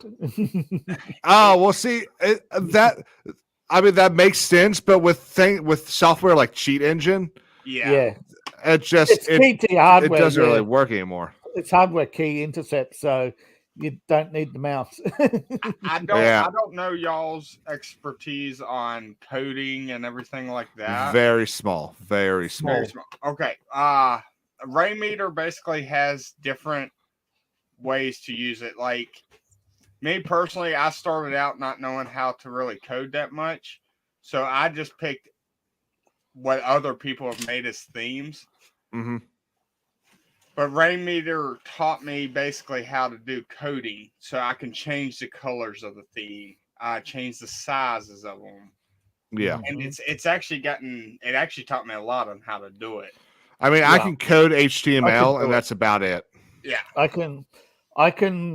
Well, I know how to use. I know all the basic concepts of programming.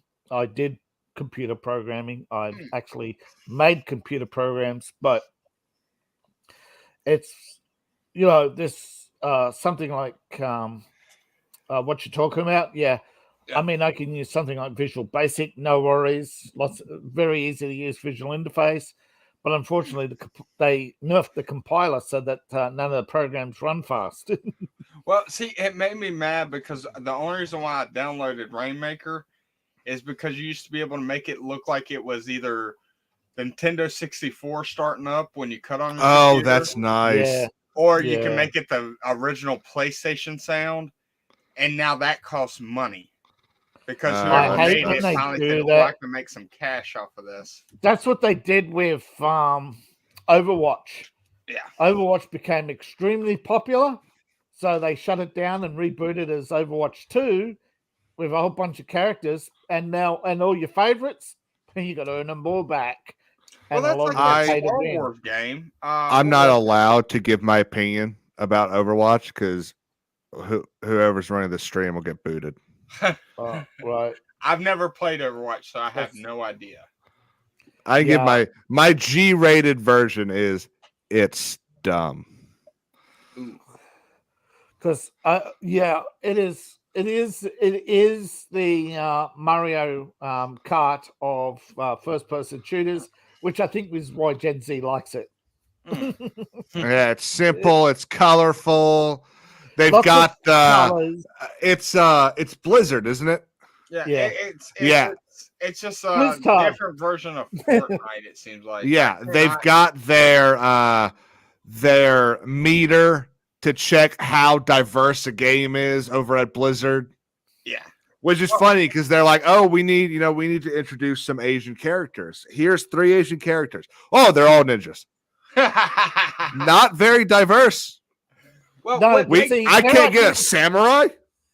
This goes back to FTX, where Sam gave an interview about diversity. He says it's a shield, baby. It's just marketing. It's just marketing. It's something that every single time someone gets in trouble, they can throw this little thing out. It's like the red flag at a football game. They just throw this out so that they can remove all the bad news that's been going on. Yeah. Well, see, it's a shield against criticism. It's funny about new games like Fortnite and Overwatch and stuff like that. Because when I was a kid, my grandfather played Pac-Man on an arcade machine he bought. He would play it for hours and hours. So I bought him, he knew how to use a computer and he was good at it. So I bought him a disc with like Pac-Man, but it was like 3-dimensional. Yeah. Good graphics. Put it in, played it for like 5 minutes, goes, no, I like the old one better. Yep. Mm-hmm. And that's all he did. And I was like, as a kid, I could not understand why he wouldn't play the better version. And you get it now. I'm seeing it like I can relate to it now because I'm like, I'm not playing Fortnite. It's cheesy. You know what? You know what I played the other day? What? Remember Desert Storm? Yeah. Combat Evolved? Even the sequel was awesome. But the sequel isn't on anything because it's too current. Yeah. It's like I really hope that 6 Days in Fallujah comes out. Yeah. Not because not because I'm some crazy guy who wants to go shoot at a specific kind of person, but because the concept of the game is incredible. A first-person shooter that's ever changing, that actually does what today's Call of Duty tries to do, and set you up to have to actually infiltrate a building correctly. Cannot wait. They're saying shooters, right? Particularly Modern Warfare. I mean, you go back to Tom Clancy's Ghost Recon. Yep. None of them have surpassed that in quality. Yet they're working with better machines. What do you mean by quality? I'm talking about the quality of the game loop. It's the same game the loop. Look. Did you say look? The look and feel and play of the game is not better than a mid-90s. Yeah, I agree. I'll tell you exactly why. I've got that in my review if anyone wants to watch my review. But so Call of Duty games, especially Call of Duty games, Battlefield was doing a really good job of not falling into this trap. But Call of Duty games have two kinds of missions: X and up and X and out missions. And X and up is you spawn in and you go up or you go down. X and out is you spawn in and you go out. Now, the problem with X and up missions is they can be very quick. Like usually you can beat that thing in 10 minutes. And that's bad because you usually have 3 or 4 of those. That's about a 30-year campaign that you've beaten in an hour. That is bad. So I will say this though, and I know this is gonna sound like a broken record, but y'all need to jump on the VR bandwagon. Y'all gonna be left in the dust. Like honestly, I was skeptical about it until I played it. I'll tell you, I will jump on the VR wagon when someone other than Facebook is doing VR. No, you don't have to do Facebook. There's actually Facebook is the cheapest version of VR. It's the low graphics, but you can get. There are good VR out there. There's there are good millions of VR. people on Unreal and other. And as soon as Xbox releases their VR, I'll buy it. Well, Xbox is actually you can play if you have the Game Pass, you can play them on VR headset. Yeah. There's a couple. There was one. Skyrim? That's where it was.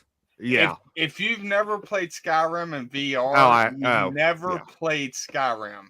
When you can literally grab a character with your hands and throw them, and then do a shout.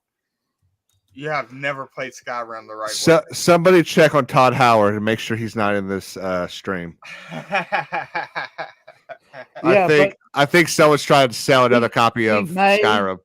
Yeah, we may not have to worry about Facebook in 2 to 3 years at the rate they're losing money. Zuckerberg is. Does anyone lose money like this? He's lost $15 billion. Yeah. He lost in a year. He's lost $100 billion in a year. No, he's lost that in value, but he's also lost $15 billion in Kashola dollars. Oh yeah. Let me explain how funny the situation is with Facebook. So I get on Oculus and I actually go to it's called Big Screen. Sony's looking to buy it, by the way. Yeah. So I get on Big Screen because you can have chats or you can watch movies and stuff like that. That was an outsourced program. So Facebook has no part of it really because you can use it. It's on Steam. So I go on there and I hang out and stuff like that. But Facebook came out with their own version called Horizon. They spent $11 billion on it. It absolutely sucks. No one uses it. And Big Screen only cost $1 million. You said Horizon, and I thought you were about to say harassment, and I was like, "What?" They did a comparison. Facebook's What's the name of Facebook's meeting? What was what was Facebook's meeting room called? Meta. Yeah. Well, sorry. What was Meta's meeting room called? It was some fancy name that they came. I thought it was Meta. I thought that was or is that just the VR system? That's their no. Meta's like the company name. Yeah. That's well, it should be. Let me get on my high horse here for a second because they've committed both trademark and copyright infringement and need to be taken down because Meta is a software company that. Well, it's not even a real word. Not even that, but it's already a software company. I don't know what I mean is that's not the point. It's already a software company. Facebook infringed on Meta's trademark and copyright to use that name and has never faced justice for that. I thought it pisses me off. No, Meta, the real company Meta, has never received a dime, and they've said we don't want a dime. We don't want to change our name. Right, I know that, but I thought, okay, when all that happened, I remember a big story that people were pissed, and they ended up having to pay like a big lump sum, but I guess nothing ever happened to it. Leo, I haven't looked it up in a while. Let me just double check. Ben. All right. Well, as of July, they're still suing them. Oh, yeah. Well. That's ridiculous. But see, when they were doing a comparison of Meta's Meta, they were comparing it to Second Life. Second Life only cost $40 million. Isn't that the thing in The Office? Yeah. That's hilarious. It only cost $40 million to make Second Life. and Meta's cost 15 billion, and they say unless it starts making money, they have to close it next year, and there'll be another 30 billion write-off on a company that's already had 100 billion in lost value, and that'll devalue Facebook to below its minimum threshold. So what happens to all the people that bought the real estate in Meta? Screwed. Ooh. Excellent. If they can't turn a profit within a year, the bank will say they will not underwrite Zuckerberg. Facebook they did not create Oculus. They just bought it. And when they bought it, they bought a whole bunch logo. See, mine still says the Oculus, but my son says Metaverse. Well, it has the M for Meta. Has the Meta logo on it, and when Meta you logo. start it up, you get the Metaverse logo. Yeah. Yes. Wow. Bunch of BS. Because it's hardware. And there is talk that Sony is buying the Metaverse if it does go broke, because it would be cheaper than trying to create the headset from start. Whereas Nintendo has actually got a headset. They developed it long ago. They just said it's too much of an extra layer to their systems. I can't really imagine wanting to play Mario in VR. Yeah, but that's what they mean. That doesn't seem fun. No, it's funner than you think, honestly. No, they have a few fun games, but a lot of the people, they're coming out of VR disorientated. There are serious health issues with long-term use, just like TikTok. They're finding attention deficit syndrome is a result of technology. It's a psychological disorder created by either over-immersion into VR or playing lots of short games, Yeah. Oh, yeah. No, that's definitely a thing. That's one of the things. That's one of the reasons I hated Vine, because it was so that you'd see so much stuff so quickly that I really do think it's hindered us as a people. Well, you know what's booming now? RuneScape. That is hilarious. And they reckon in 5 to 10 years, at the current trend of Blizzard's releases, RuneScape will be number one again. It's slow because RuneScape only grows in slight increments. But on the other hand, WoW is shrinking, but the gap between the two is so wide, and you're only talking about slow increments each year. But it would be funny to see the original multi-level dungeon become number one again. Oh, 100%. Unless Final Fantasy 16 it takes off, which I doubt. I think Final Fantasy is starting to lose its appeal because they have no central theme anymore. I think it'll. I never played any of them, so I think it will.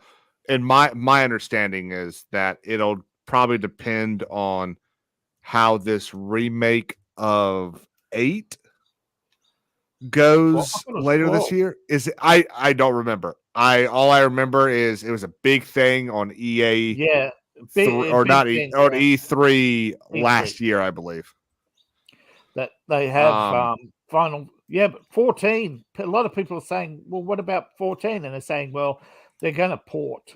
They're going to port players who aren't finished or end gamed.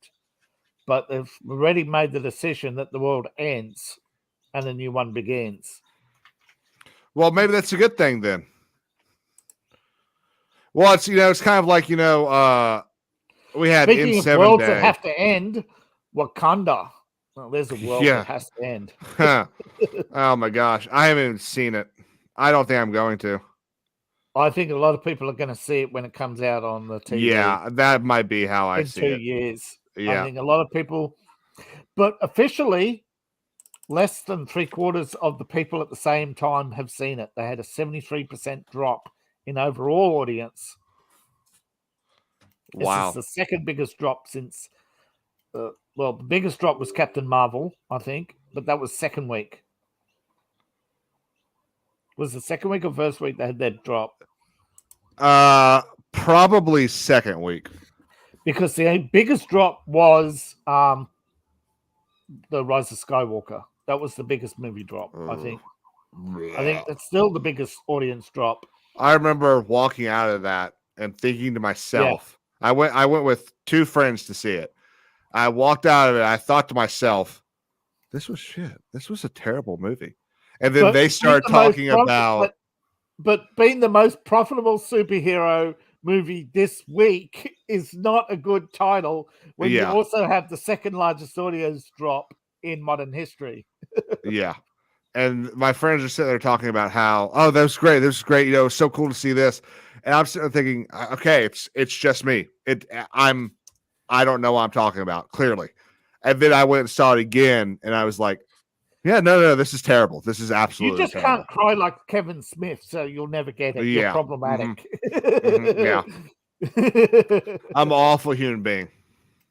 Yes, because I don't cry like Kevin Smith for every Yeah. MCU movie that comes out. Oh my gosh.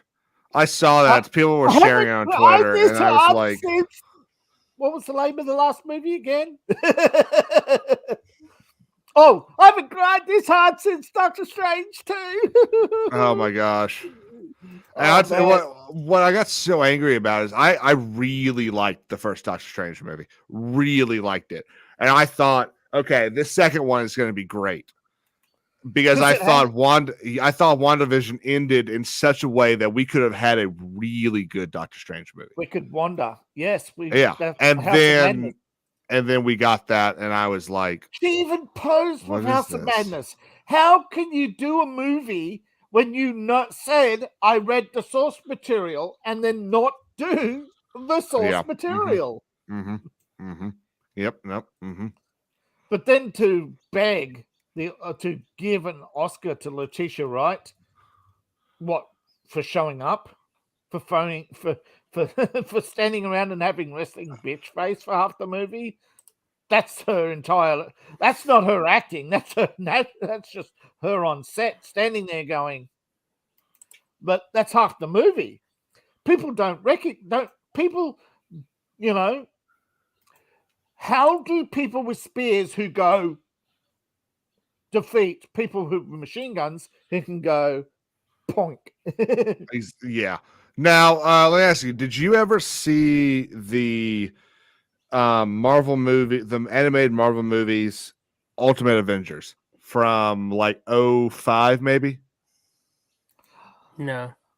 It was a sort of anime type style. I heard of them, but I don't think so. That Black Panther story, I think, is much better. And it was honestly the one that I was kind of hoping we would get. And so it's been a while since I've watched it, so I'm hoping I get this right. I haven't seen it. That Black Panther, right, when it came out, was the worst comic book of its time. That even black people said were outraged because it featured black crime. Because that was new then. You weren't allowed to talk about black crime. Yeah, you weren't allowed to talk about. And so my understanding of that is there was no real mention of Wakanda. It was set in Oakland. Yeah. So my understanding of the Black Panther comic book is the first 2 storylines, or the first 2 story runners, were the best. And then after, when the second guy came in, he was either a showrunner on BET or he was the president of BET or something like that. And he came in and he made it a more that's right. Yeah, the BET producer. Yeah. He made it a more yes. How do I want to say this? It was they said an Empire-esque drama. Yeah. So he made it more black for lack of a better word. And there was a lot of good that came from that I think. But he said he made it more cultural relevant. Yes. That's what I should have said. He made it more cultural. And I don't necessarily have a problem with that. I think, and Black Panther is one of the comic books I haven't read. I have a problem with the culture.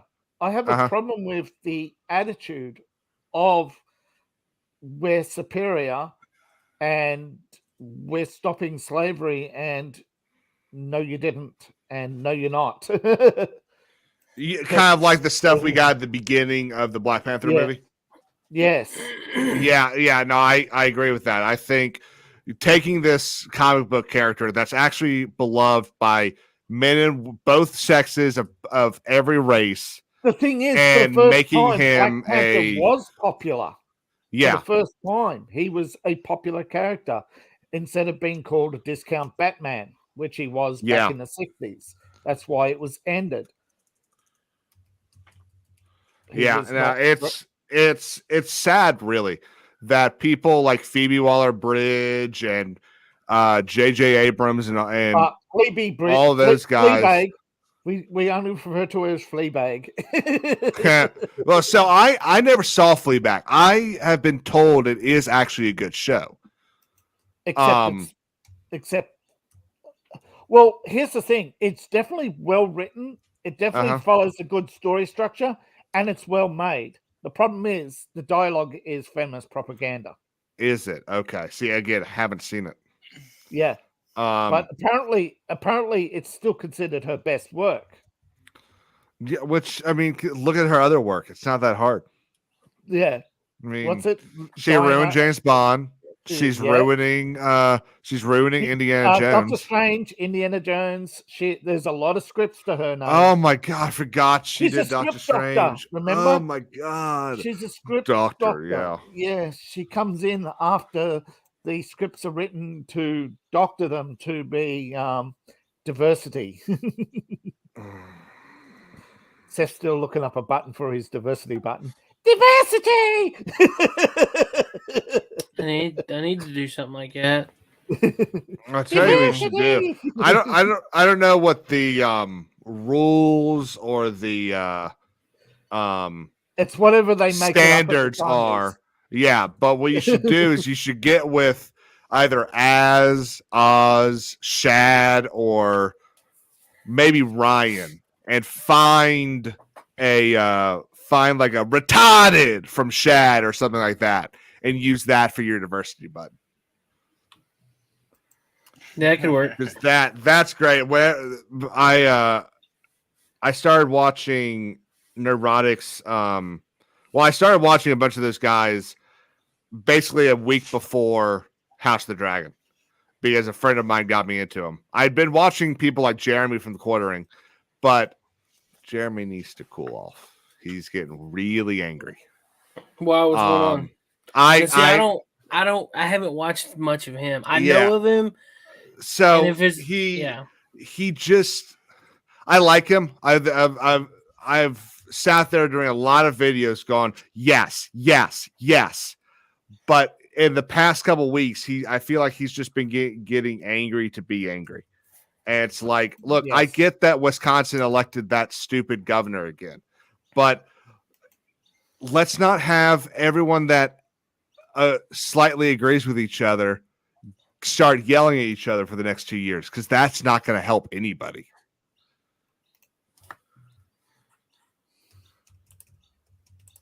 That's true. No,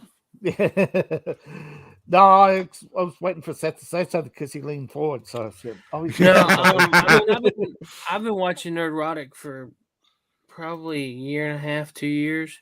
Yeah. I mean, that we kind of modeled our intro after their so stuff. I decided. So I have a theme song that intros my videos, our videos. That I've got another guy that I do this with. He's just been really busy with work this past couple of weeks, but it's a bunch of, I think I've talked about this in the past, it's a bunch of sound bites from a bunch of big nerd type stuff. IPs. And I've got a Mozart song underneath it that rises and falls with voices. And I was thinking about trying to make the intro sort of like a Marvel thing where it goes in from the right and the left and you see the different clips as you're hearing the clip. But I actually think I'm going to go with my original thought, which is our actual logo, which is a balance scale, kind of like my thing, but it's balanced with stuff on each side and it's green. And so what I want to do is I'm trying to commission someone to kind of make an idea of this in Blender, where you're looking at the scale face on. You come in and you see the stuff on both sides fall into the scales. Yeah, I know. And then it goes over the scale and comes back around and you see everything settle, and that's where it ends. I have a feeling it's going to be a pricey commission, but if I can get exactly what I want, I will be down for that. Yeah, Brian. Yeah. Our channel dad Brian Lape, he works on Blender a lot. Does he? Okay. He's not like a professional yet, I would say. He has been really working hard on some things to try and learn. So yeah. Well, he's the only person I know of that uses it. Yeah, I've kind of figured out a lot of. I haven't touched Blender in 20 years. So. Oh yeah, I don't know anything about Blender. I downloaded it and started trying to do stuff and couldn't do a dang thing. Illustrator, I'm good with Illustrator. Yeah. Can't do Blender. Blender, I actually get the 3D concepts and what they're going for, but when you're trying to deform somebody's ears and you just can't stop the head from doing this, and I just anchor, and it didn't work, And yeah. I don't know how these people do it, where they just go click, click, click, and then they hit their button, and it's boom, perfect. Well, it reminds me of this joke someone said to me in pre-cal back in high school. We were sitting there, and I think it was like day one, and so you're going back over like the quadratic formula and all that. And we had a girl in our class that could not.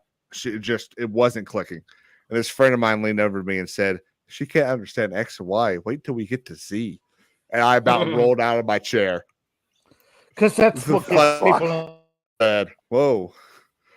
What the? Do it again. What the fuck? That's better. You cut it off too soon. I don't have any control over how it plays here. Because all I saw was what the, and it. I like Negan. Do y'all like Walking Dead? Well, so I never watched it. I've seen clips, but I've never watched it. But I do really like Andrew Lincoln. Let me guess. Everyone say why you think I like Andrew Lincoln. What was the movie that he was in? Nope, you're wrong. It's not Love Actually. You know what else is going to get it? There was this UK show in like 2002, just before Love Actually, called Teachers. It was him and a bunch of other people you've never heard of, that were teachers, and it was so good and so like real and stuff you just don't get today. You've got these teachers that are sitting there. It's 2002, so you can still smoke and everything. So you got these teachers that are high in the bathroom, and they're going through like 2 or 3 cigarettes in between classes, talking about, I'm just getting old. Oh, you're 25. You don't know what old is. I just wait. Do you mean that if you stop having sex in a relationship, the relationship is over? And it's all this stuff that you actually do talk about to your friends, and it's like it's kind of like the difference between the beginning of the TV show The League and the end of it. It stopped feeling like it was a TV show about 5 friends that played fantasy football, and started being about what's the most ridiculous stuff we can get on camera. And which is one of the reasons why I think a lot of these shows that go for a long time just kill the show. When the show is at its best, kill it, because you'll never get better. Like they should have ended The Office. I like the last 3 seasons of The Office, but they should have ended it with Steve Carell. Fox, take note. You've taken Future Armor off the shelf. You dusted it off, looked it over. Fine. Now put it back. Stand back and leave it alone. Yeah, What is that? I never got into The Office. Yeah, see, I like it. It's definitely one of those funny shows that I'll put on in the background, once a year. That's but I don't watch it like do what? Ricky Gervais wrote the original, and Right. he worked, and Steve Carell worked off his original notes to make the American version. Yeah. And Greg Daniels, the writer, is a big fan of the original Office. There's the first season of the American Office is like scene for scene the first season of the UK Office. Yeah, because they had half the staff. Yeah. Well, it's the same thing if you go and watch Law and Order UK, which is also a very good show. Mainly because it's Jamie Barber, who should be the next Doctor. So let's get a ginger and make it Jamie Barber. He was Archie in Horatio Hornblower. See, nobody screamed about a female doctor until she opened her mouth. What'd you say his name was? Jamie Barber, I believe is his name. He worked with Paul McGann on 2 Horatio Hornblower episodes. Yeah, that was a good series, Horatio. He Owen Gruffer talks. Oh, Sharp. Ed Sharp, yes. Sharp is a yes. I love and author. What's the author's name? Brendan Cornwall. He every single time he gets interviewed about Sharp, the same question always comes up. Do you think it's funny that this is just like a land-based Horatio Hornblower? And he goes, yeah, no, I love it. I think it would be awesome to do a Horatio Sharp thing. See, Horatio, they should have got him to do Master and Commander. Oh, because that was slated for 3 movies. You're just gonna make me cry. You're just gonna make me cry. But such a good movie. Master and Commander was killed by them making Cutthroat Island. 2003 was the end of cinema. Yeah. Because think about this, you had 5 movies. You know what? He should have also done Napoleon. Like Wellington. Anything about Napoleon and Wellington, or the Wellington campaigns against Napoleon. That would have been. Are we talking about a specific character? No, I am talking about Wellington, focusing on Wellington. Oh, just Wellington's several fights through Spain and Portugal. Okay, yeah, 100%. Now there's that era of world history that's when ripe. Tactics really, matter. It is ripe for a movie series or a TV series. Your losses, your advances, everything down to the minute detail was planned. The nail-biting tension. See, this is what happened when they were going into World War One. They were expecting the same thing. And then the machine gun came out, and then and you had one man that could be an entire battalion. Yeah, what you mean? You see that? Yeah, you see that. You see that in I don't want to get a little weird here, but you see that in the Warhorse movie. When you at the beginning, when you've got the funny thing, one of the John Tam with Mel Gibson. Yeah, John Tams, who put on their hats. Yeah, who sang on just Yep. Red Mist. That's crazy. You have John Tams who sang on Sharp. He sang the songs for the Sharp shows. And he starred in one, I think it was the latest showing of Warhorse that they did during the 100th anniversary of World War One. He came out and sang the penultimate big theme song thing. Yeah. But yeah, that's such a it's right. It's right. I was talking with someone the other night about this. You know, we've got Band of Brothers, best military show in history. Yep. Yeah. And then they followed that up with the Pacific, one of my Slightly least favorite derivative, military shows of all time. Now, And it's because they tried to tell too many stories. Yeah, they tried to tell the First Marine Division. Yeah, they tried to tell the story of the man that was awarded the Medal of Honor, and they tried to tell the story of the home front. What they should have done is they should have stuck with the First Marine Division, and then done a show on the home front. Now, here's the problem: they tried to follow the original series that came out after World War II called Pacific in Color. Oh, really? Yeah.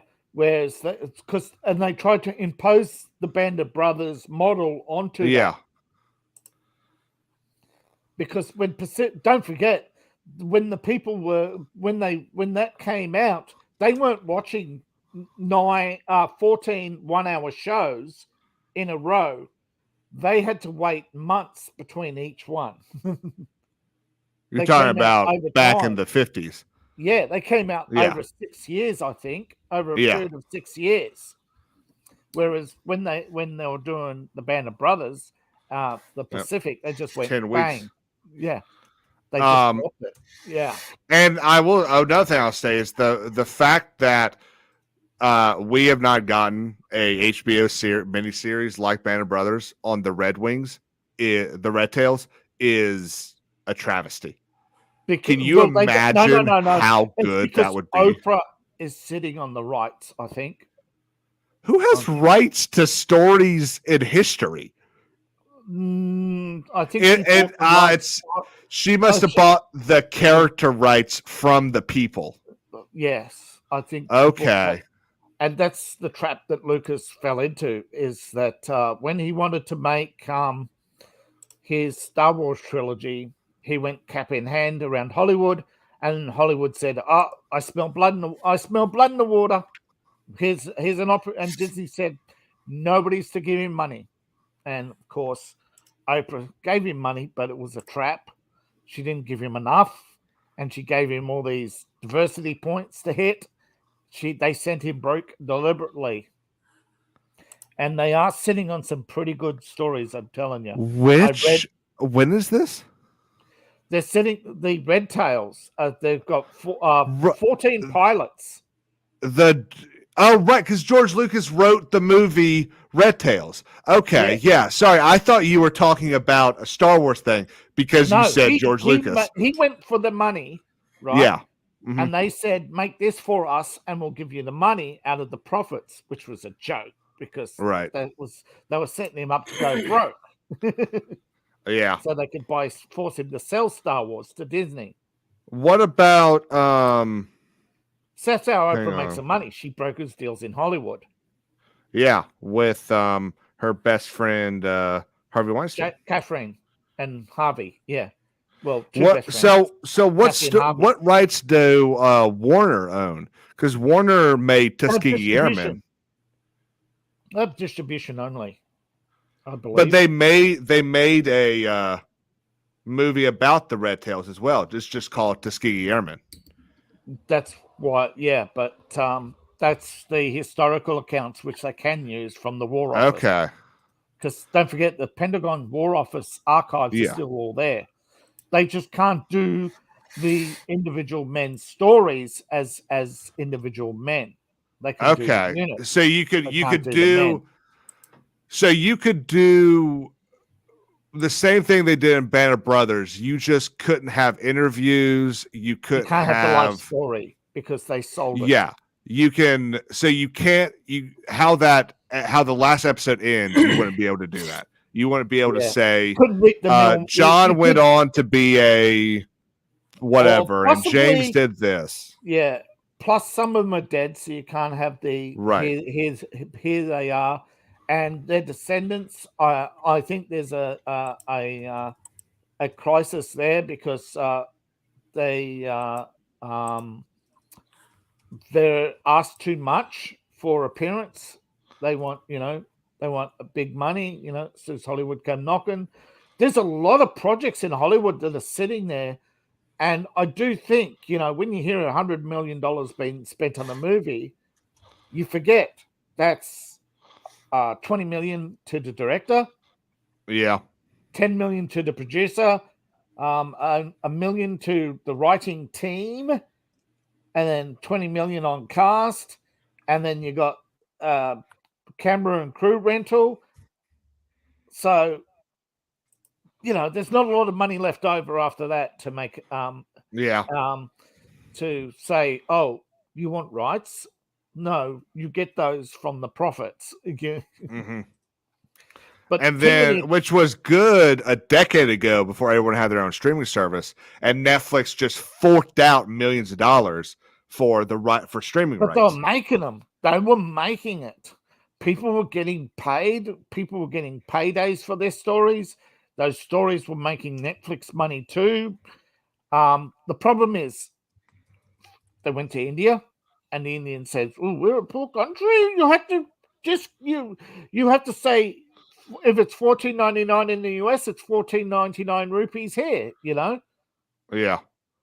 That then they tried to go into Africa and Asia, and China said, "No, you have to give us content control, and you have to make so many of our productions, and you have to do this, and you have to do that." And that's when Netflix started really getting, and then Netflix started getting pulled apart when Warner Brothers decided that HBO and HBO Max was going to be a thing, merged together. So all the HBO productions were now only for HBO Max. And then a whole bunch of people decided to sue Netflix for wrongful termination. I forgot about that. Yeah. Yes. Because they had a frat party. Now, what you do off campus should be off campus, right? Yeah. But Netflix decided to fire a bunch of people for, in the 50s, it would have been called moral turpitude, but disgracing the company. They were supposed to be on a conference or something, and they turned it into a frat party. Now, should have just said, "Hey, you're paying the hotel bills, and that'll be the end of it." No, they decided to overreact. Yeah, it's just sad, honestly. But it's not the only lawsuit. Yeah, Hollywood used to be. I mean, they were never good, but you had some really good stuff that came out of Hollywood, and even today, you still have one or two good things a year. Like, Once Upon a Time in America, the Scarface remake, as a series. I'm talking about the series, right? The Scarface series is actually pretty good. It's just most people aren't going to get to watch it because it's on Netflix. There's a Scarface series? I think it's on Netflix. Netflix? Wait, you're talking about the Godfather series? Is it no? Hold on. Oh, it is called The Godfather. Yeah, they're making a TV show on, I think, the making of the Godfather movie. No, the Scarface series is a series of novels that Netflix bought the rights to, but they haven't made. I really hope their Chronicle of Narnia series goes well. It is. It's Netflix Montana I think is the only one that's aired. Huh. Interesting. They're also going to do Scarface. Untouchables. But I don't. Why would you redo Untouchables? Why would you redo that? Because they want to do it as a series, and they want to cover all the crimes up until the last one. They want to do all the crimes of the Chicago. Because he didn't only investigate Al Capone, he went on to investigate many others. Were the other guys part of that as well? There was. I think after Scarface, after taking down Capone, the amount of murders started to really rapidly decline, and they started really treating him as a hero. This is more about the rise and fall of now I forget his name as a Elliot Ness? investigator. Elliot Ness as an investigator, because he relied so much on just grabbing somebody off the streets and bidding them a telephone book until they talked. Yep, that's the Chicago way. And that's the best Connery I can do. Yeah, and then his last case was a serial killer. He solved it. This is an actual crime he actually solved, and then got told, no, you didn't. And so he retired because he knew what happened to people who went against the Godfather. I mean, the government. The government. Yeah, well, they are the Godfather, right? Yeah. But the government said, no, this is an unsolved crime because it was one of Chicago's, it was two things. One, it was one of Chicago's favorite sons' grandson, who was a serial killer, and he was a Jewish doctor of well-renowned. And, a public trial, they didn't want to undermine the medical industry. They didn't want to deal with the ADL. And the doctor could just keep going up on the stand and saying, they're just anti-Semitic, Your Honor. So he got away with murdering a 14. Well, the one he solved was the murder of a 14-year-old girl, and that caused the most public outrage. But he was murdering mostly homeless people. It's cut their throat. Speaking of serial killers, I've been rewatching Criminal Minds, and I'll tell you what, that show started really good. And it's still pretty good throughout its 15 seasons, and hopefully it's soon to be 16th season. But it definitely does. I definitely do understand why Mandy Patinkin left, because it was supposed to be this really thought-provoking and deep analysis and Mandy investigation. Patinkin. Who is she? Wow. It sounds like wait. Yeah, you ready to feel stupid? Yeah. My name is Inigo Montoya. You killed my father. Prepare to die. Who's that? He was one of the lead investigators on the show. Oh, are you asking who he was in the show? Yeah. Oh, Jason Gideon. Oh, okay. Yes. Yeah. Okay. I thought you didn't know who Mandy Patinkin was. I mean, I don't. I mean, I know he's Inigo Montoya in Princess Bride. I've never seen it. I've tried to watch it like twice, and it didn't interest me.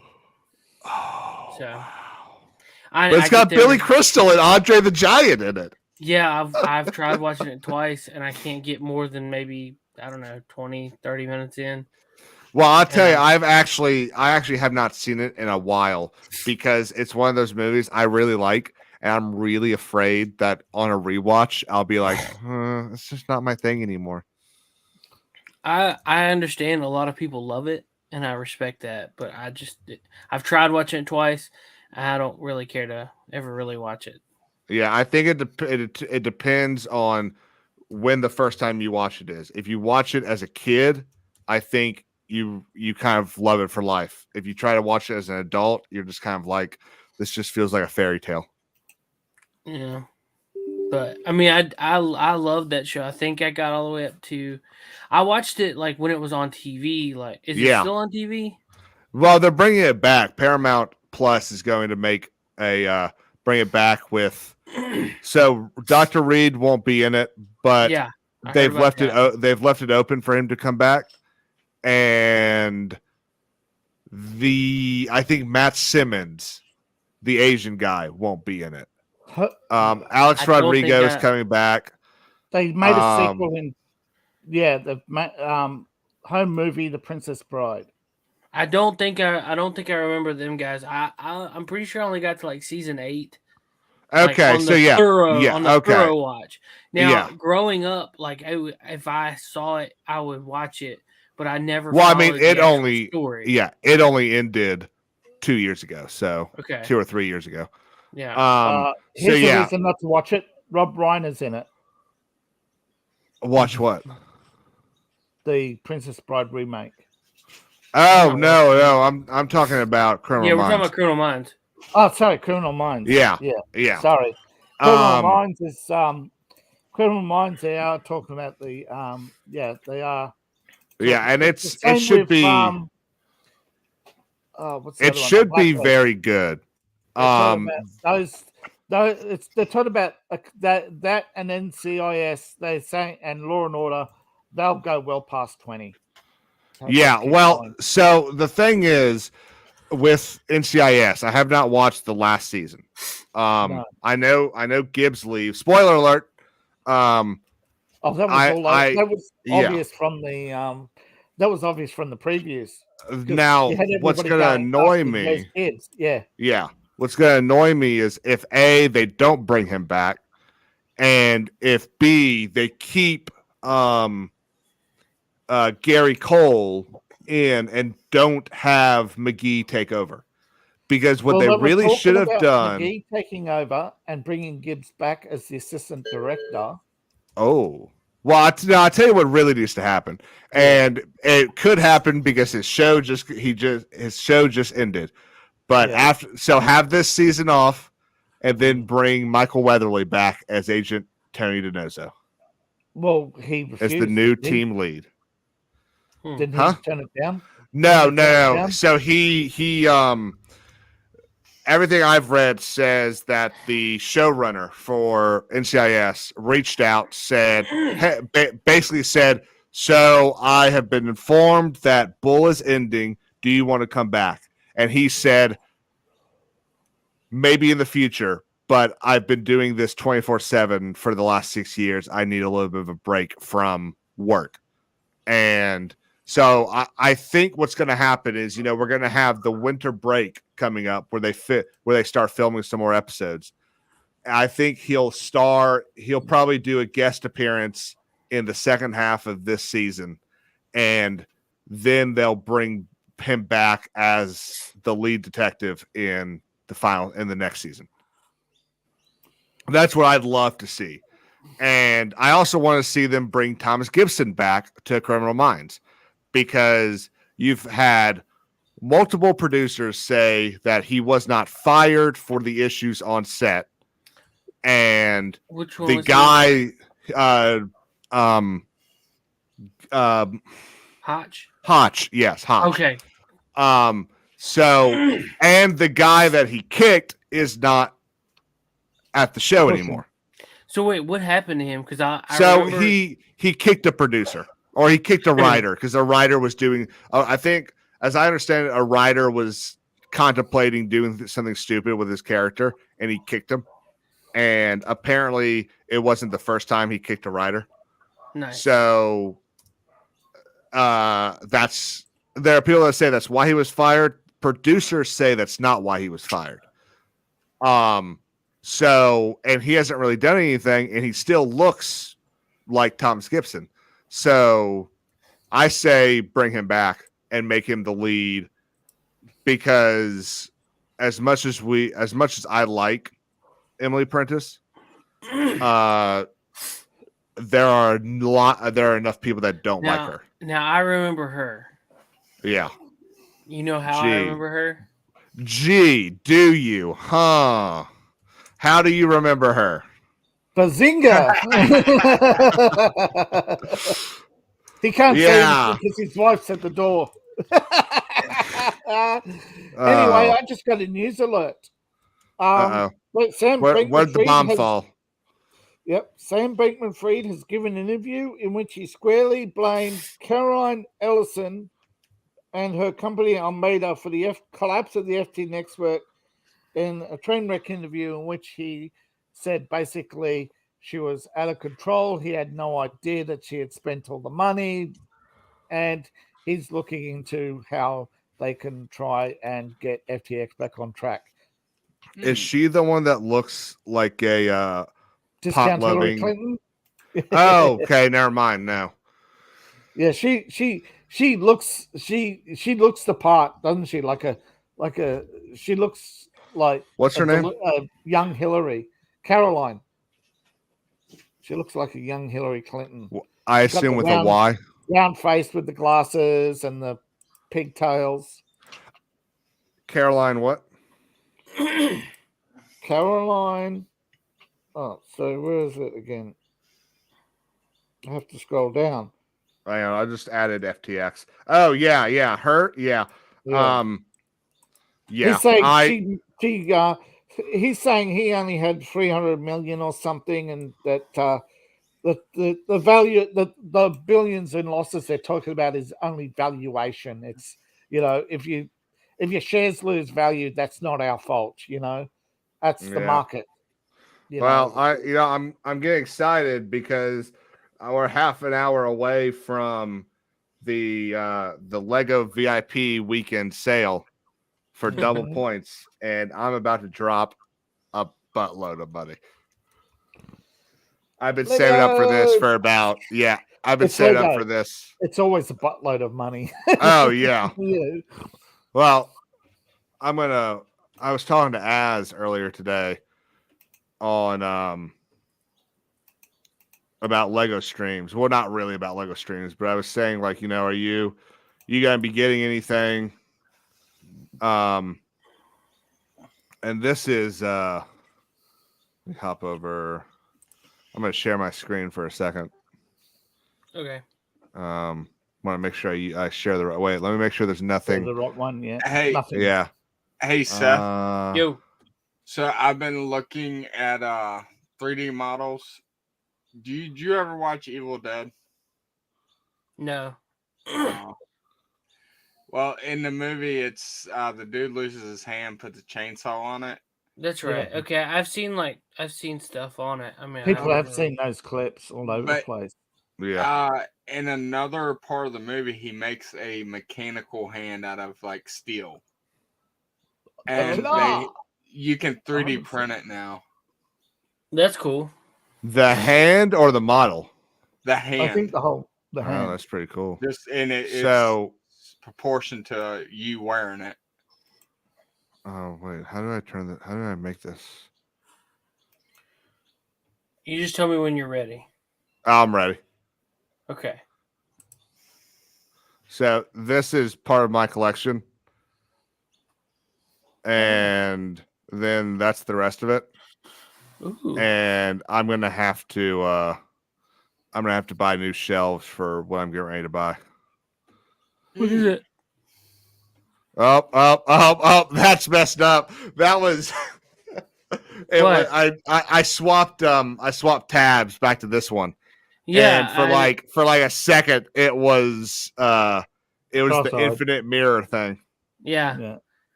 I didn't know what you were doing. Yeah. I would have taken it down. Oh no, that's fine. I just I was gonna swap back and then just end the thing. I usually just get like Tommy does it. Well, used to do it when he had only one screen, and I used to be like, Tommy, that's unprofessional. But you're a guest, so it's cool. Yeah, I was. So Lego limits how many of the new walkers you can buy. I was gonna buy 3 of them, but I don't really want to make an army. I just want to have one to have it built and on display. If I was going to make an army, I'd drop all the money on a bunch of stuff, but I already have a bunch of the 501st battle packs that I haven't even built I'm sitting yet. there and I'm looking at shopping limits and I just say, fake account, virtual credit card. Not a problem. Bring it on. Oh, yeah. That's Seth, like I got to share the screen. Okay. It's something you may want. Well, I'm looking at Game Boy Colors right now, so yeah, I want some stuff. Well, you can't say that anymore, dude. Why? Game Boy Colors? You can't say that. That's racist! What is that? It's a 3D print with a drawer with all your clips and everything. Dude, that's awesome. Magazines. Awesome. Yeah. Yeah, mags. A clip has bullets attached to the side of metal. And it sits on there. You know what I need? You print it out $1,000. Tommy, you know what I need? AR-15. I need a shotgun mount, a wall shotgun mount. Let me That's see what I if I really can need. find one. just stick two pegs in the wall. Well, I Measure it wanted out to- and just stick, and then notch the pegs so that they sit No, on it. he's I talking want it to about be. the I oval want it to be shield. vertical. Oh, I thought you meant the oval shield one that you showed me the No. other day with the shotgun. Oh, You want the straight up. yeah, I've got. When it comes to stuff like that, what are you allowed to say on YouTube? I don't You know. are We're not that actually big, so it doesn't really matter. you are allowed to talk about firearms. You're just not allowed to talk about explicit things that you can do with firearms to people. And I assume not show them. I mean, you can I've if got you're one right here licensed that I've and on a pulled up. range. Okay. Oh yeah, you got those people. Yeah. Yeah. So I have two ARs and a Smith and Wesson 9mm and a M9. Oh, that's cool. And yeah. So my next purchase, I think, is going to be a nice over under shotgun, and then I'll buy a hunting rifle. Now, one of the biggest channels on YouTube who actually passed PewDiePie was Mr. Beast. No, Mr. Beast is the no first one, RTS isn't he? Russian beat him first. Oh right, and then he got like taken down, didn't he?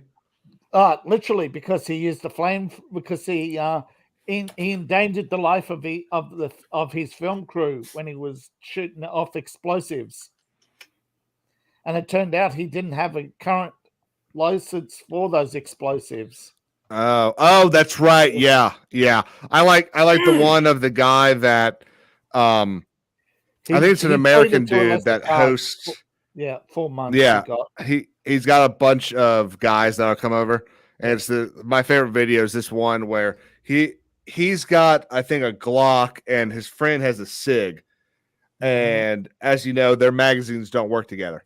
So what he does, he finishes his magazine, and he looks to his friend, grabs his magazine, and his friend goes, "No, that won't work." And he goes, "Yes, it will. Trust me." He grabs it, holds it in his his Glock, and fires it, and everyone just like loses their shit. Oh, that's right, because the Glock has a receding. Basically, it slides back, and then when it slides forward, it grabs the bullet, right? Yeah. Receding Is that receiver. It's not fixed, so it can go around it. Yes. Oh, what kind of shotgun is that?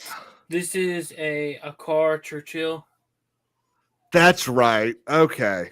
The Turkish gun that's like pretty hot right now. It looks like there's one it looks like. What does it look like? Other than obviously what it is. I think it's like a Remington 870. Yes, thank you. That was annoying me. Yeah. I didn't really want this I didn't really want this stock, but I mean it's all right. Yeah. Is it? Can you change been asking them? for one for a while. I can, yeah. Yeah. I can. For a while. It's just not. It's not that priority. Yeah, I got a great story for you. So a friend of mine, was looking into selling his competition AR, and I was like, "Well, how much do you want for it?" So I paid him $1,000 for it, and because here you can do that. Yeah, it's in this state. I don't know if you can do that in every state. And so yeah. So it's got a beautiful scope on it. It's got all that stuff. So I take it out to my range that is unfortunately only like 30 yards. Yeah. And it was zeroed for like 300 yards. Whoa. So I tried to zero it back to like maybe 100. And I did a very bad job. To the point that I think I went too far the other way. Beautiful. And so I just put it aside. I didn't touch it for like a year. And then I went out there with my dad and we zeroed it. And when you zero, you fire 3 shots, and then you see where you are. And I had so destroyed the zero that I was 20 yards, maybe 30 yards from the target. And the bullets went 7 yards to the right of what I was aiming at. Do you see one you like? You got ones like this, like this. That's he wanted. He didn't. Didn't I he would say vertical? prefer. I would prefer one like this here.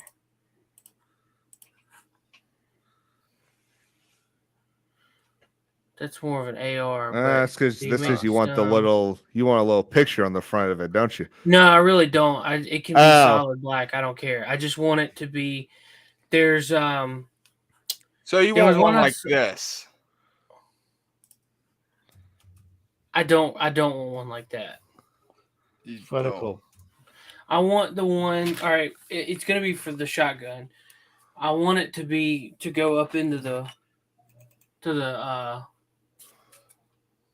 to where it holds on realistically like the mag well. Oh, so like a clip. Let me see if they have it. I might have to download that one. We'll get it from another site. Let me see here. Careful, ATF's watching. Right. You're allowed to right now print anything. Really, you can print the whole It's thing. not on. We're not printing. We're not printing anything for using the weapon. We're printing for storage. Yeah. Careful. You know, we might get you might find one of those ghost guns that fires 10,000 rounds a second. Yeah. Right. This is why I was watching an episode of SWAT earlier, which is also a pretty good show. I found one. It was from this strange guy. His name's Zelensky. Oh my gosh! It holds the shells. No. Yeah, it was selling something. I think an M155. Really? Yeah, it was like 1,300 of them, right? Yeah. Yeah. You only wanted a few million apiece. But yeah, my AR is a Palmetto State Armory. There you go. Single point sling. Here, let me take that down a little bit right there. Single point sling. I got 45-degree offsight.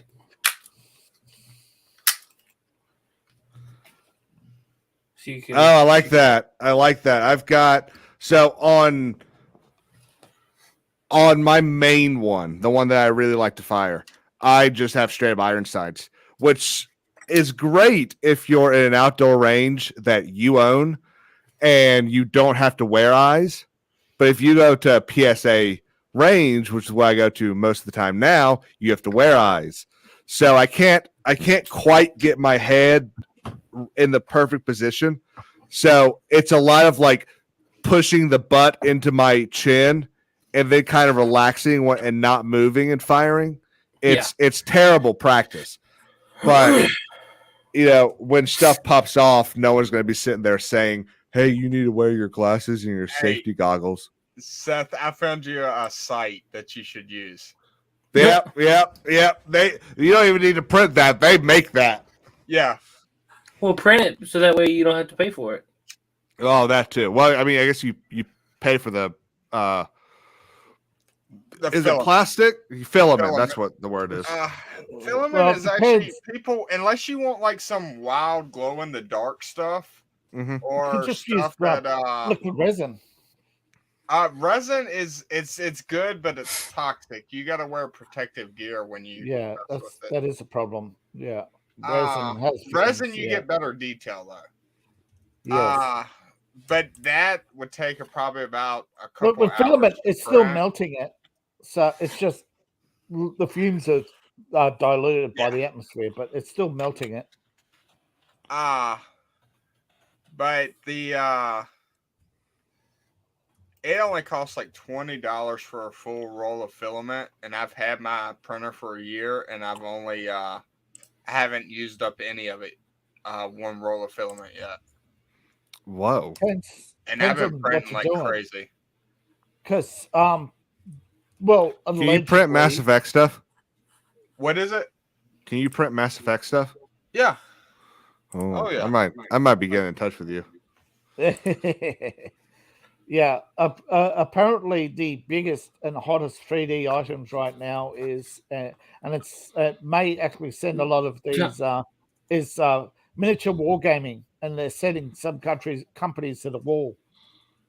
That's the mount I want. So you want to go in? Okay, I'll look it See, up. it goes up into the well where the rounds go. Yeah. Does it? Yeah, it sits right in that tube. I can see the shadow of the grip. Yeah, it's gripping just under the what's it called? Ejector port. Well, the ejection is up top. Yeah. Yeah, but it's sitting there. Right there's where you put them in. Yeah, I could see that. That's just hey. where Can the you grip click? ends on Can you on click mount. the next photograph? Okay. I get. Yeah. See, it's got the grip. Mm-hmm. So, what you would, I just want to put it. I want to put it in my closet to where it'd be easy access to, in case like in the middle of the night. But I also want to put it up high to where my kids can't get it. Smart decision. Very smart decision. Because I don't want to. I don't want to have to lock it. Yeah. Because my cabinet that is where I lock stuff up is here in my office, which is on the opposite side of the house. That's the nice thing about living alone in South Carolina. I don't have to lock anything up by law, and I don't have to worry about anyone being around. Share my screen real quick, Seth. I want to show him so you can see. You can print all these. That you can print a full-size helmet. Oh. Is that the depending on Geth your blaster printer- up at the top? Yeah, Geth rifle. Somebody with the I forget the name of the printer. It's called it's a wide. It's a wide model, so it's like this. And he printed an Iron Man suit. Yeah. Well, yeah. Now with the advancement of 3D really going in crazy, you also get starting to see new printers with color. Yeah, you can change the color, so you can already program it to color it for you, so you don't have to paint it or anything. Oh, that is neat. Yeah, but what they're doing is now they're taught about color coding. So, say you got the blue. Say you want to do the Iron Man suit. Normally, you just get the red, right? Yeah. This new one has got the red and silver because he's got 4 color keys. So he just puts the 4 bottles in. That's the limit, though, at the moment. 4. That's actually really cool. Well, when they first started 3D printing, they had a machine that would automatically switch the filament for you. Yeah. But it was like 5 times the size of the 3D printer, and it kept jamming. But now it's all built into one. It's like the RCA. It's like the RCA video recorder. It was it works perfectly. The problem is it was too expensive. Now, what I would absolutely love, and I can't wait for technology to make it cheaper, they have a metal 3D printer. That means you can print, and you can it shows it printing it, and it's solid metal. Yeah. They showed a carburetor being printed and put straight into a car, didn't blow. Yep. That's pretty cool. Yeah, so it would I love that. It showed a guy he printed 3D knives and sharpened them, and they cut right through the paper like with ease. Yeah, that's how they make the modern K-bar. They're printed. They've been printed for a long time. Well, SpaceX is doing it, but their 3D printer's different. Basically, what it is this is a welder. Are they using the NASA knife? NASA knife. I don't know. I love this. Okay, so every military branch has their own special knife, and when NASA started launching manned missions, they went to the different branches and said, "We need a knife." And here are the things. We needed to be like this, like the K-bar. We needed to be like this, like the Army knife. We need this. It needs to be 7 inches longer. It needs to be 14 grams lighter. And so all the smiths for the different branches got together and made this beautiful thing. It's crazy looking too. Let me see if I can pull it up. This is a Remington 7400, 30-06. Oh, that's beautiful. This is one of my favorite shooting guns. Boom! There it is. It's very called, heavy. It's called the Knife M1. Oh, here it is. Case astronaut knife M1 traveled to the moon. Yeah. And ended it's in got 9 times. Yeah, it's got serrations on the back. It's what is it? I think it's like 4 inches bigger than a K-bar. And if you want one, $2.99. Yeah. $2.99, $299. Yeah. Yeah. Yeah, they had decommissioned decommissioned in 72, but it was part of the survival rucksack for all astronauts. They've got since then. I actually think the astronauts under the current treaties are disarmed, aren't they? That's why they ended probably. The knife. Yeah, I think that's why they ended the knife, because it was considered hostile armaments. Well, what about the guy that? That's beautiful. What about the guy that, or the two the two Soviet astronauts that were in in the ISS when the Soviet Union dissolved, and so they were the last Soviet citizens in history because they weren't considered Russian until they got back to the planet. That's right, until they handed back their passports, because astronauts leave Earth with their passports. That's crazy. I love that.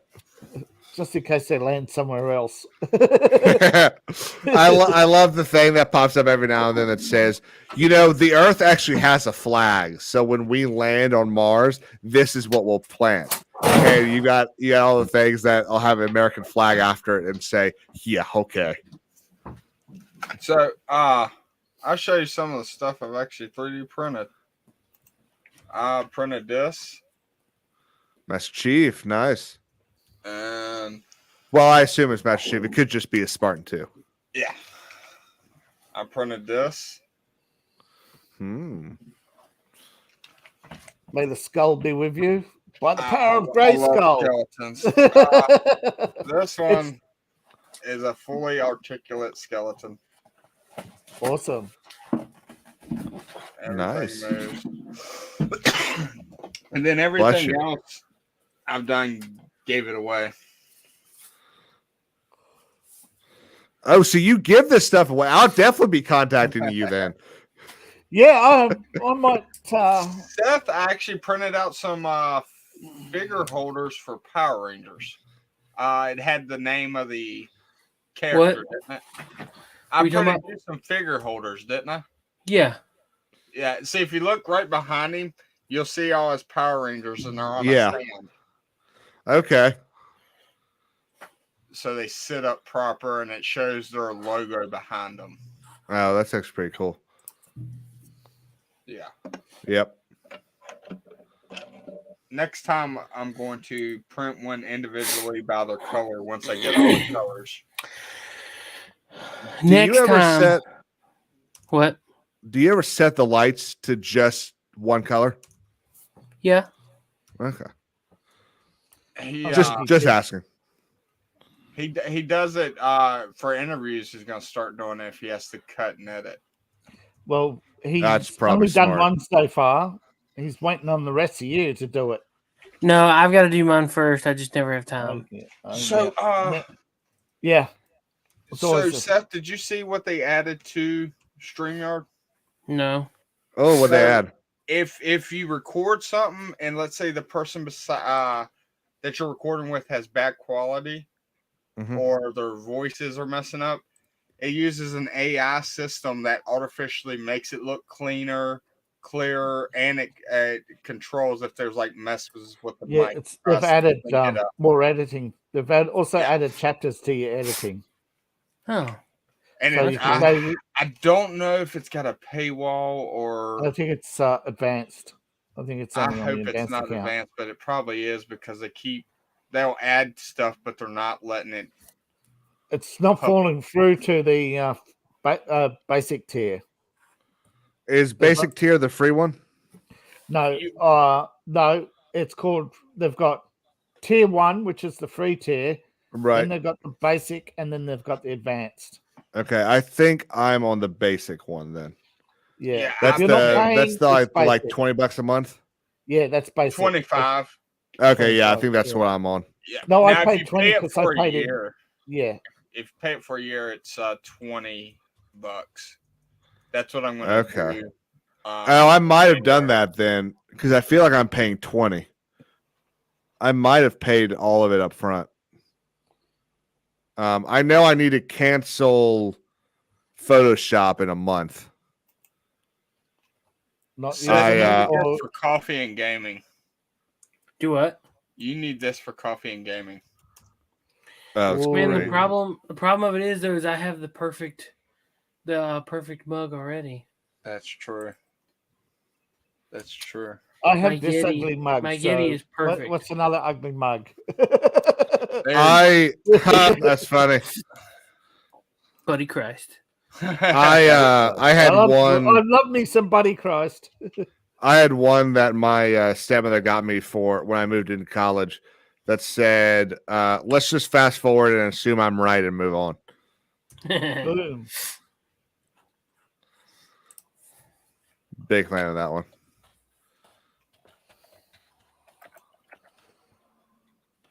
But yeah, getting into 3D printing is very cheap compared to what people think it is. Well, I think because people are still living like 10 years ago where it was extremely $100 expensive. for a bottle of $100 for resin, not $5. Well, see, for filament, it's $20 for a roll, and it lasts But forever. it's a big roll. It's a big roll too. Yeah, and the printer is actually like you can get a good printer for about $125. So you're about $145 in. You can print anything, even with a crappy one, as long as you fine tune it, which ain't that hard to learn. No, if you're willing to do a couple of test runs, you can tune even a filament printer to at least decent resolution. And you can basically have the world's crappiest computer and still because all you do is click it, download, and then change it. Change the dimensions to make it how big you want it. I'm just waiting for someone to pop in and say no, wrong. Come on, digital. Well, here's the thing: there are hobby stores that sell you $5 rolls of filament that are like 30 centimeters. You know, there are rip-off artists out there. But well, you actually get a starter pack when you buy a 3D printer, and I'll show you it. That's the filament they give you when you first buy the printer. It's enough to do a test print, and that's it. Mm-hmm. Right. Most give you a second roll anyway, but I'm trying to get the hobby place in Salem to start selling them. And I told him, I was like, if you get 3D printing stuff, because in our area there's no place that sells it, I was like, you would have people coming in the door just for it, because there's a lot of people that 3D print. See, one of the things I'm doing at the moment is I write articles for science fiction RPG, and I put it on drive-through, and I'm seeing a lot more people asking for models. So, you know, miniature warfare stuff. So, but I can't have a 3D printer here, I don't think. Why? Because I'm actually crowded out in a very small place, and people could. Oh, you don't have room. I don't have the room. Yeah. I thought like it was illegal. Legally. No. It's like, what did you do? See, there's my 3D printer. No. Hang on. I just got so much crap everywhere. Yeah. Books and more books. Yeah. Box of Lego. Oh yeah, well I showed you mine. I mean, when these next things come in that I'm gonna buy in 7.5 minutes, it's I don't know what I'm going to do because I'm not going to have room for all of them. Yeah. And yes, a normal, logical person would just not buy it. But I'm not normal, logical, or really that smart. Yeah. But if I was going to get into a 3D printer, I suppose I'd get rid of the old green screen because I just had so much trouble with green screening, and it's just crappy, just poor quality. It's just too old. It's faded. And you also, when you got to figure, oh, look at this Lego. That's cool. You want to see something I've seen a cool? lot of 3D. Search Yeah. Look up the new Eiffel Tower Lego they're making. Oh, it releases next week. It's the largest Lego set ever made. It's 2 meters tall. Yeah. It's 10,001 pieces. Just to get past the puzzle piece, yeah. Because it's got the 10,000 pieces and one for the flag on top. Yeah. But it's the it's the largest actual set. Whereas I think the most pieces still belongs to the world map thing that is hell on earth to build, because it's a bunch of 1-by-1 pieces that you've got to sit there and count each thing on the instructions and make sure you're doing it right. Yeah, I've seen one of Tony's friends do a Lego of the New York's landscape, and he was halfway through, and he says, "I'm missing a piece," and he's looking around, and then he notices that it looks like he's looking at the piece, and he's looking at the instructions. He actually had the two pieces together in the set, and he mistook it for a single piece. Yeah, but it was actually two pieces together. So he had to unbuild it to get to the middle part of the New York skyscraper to pull the two pieces apart, because he had this long piece that he couldn't figure where it goes, and put the long piece in there, and then finish off the apartments on either side with the two windows, with the two little windows. Yep, I was building the new UCS AT-AT. And I was on the 4th instruction book. And or it might have been the end of the 3rd one. And there was a 3-piece blue Technic piece that I had put in backwards. And so a part of it was sticking off that wasn't supposed to be there. And I took a picture, I hopped on Reddit, and I said, how bad would it be if I just cut this off, so that I don't have to undo everything? And I got about 3 replies that said you should probably just undo it. And I said, okay, fine, I'll undo it. It did not take nearly as long as I thought it would, but I was not happy.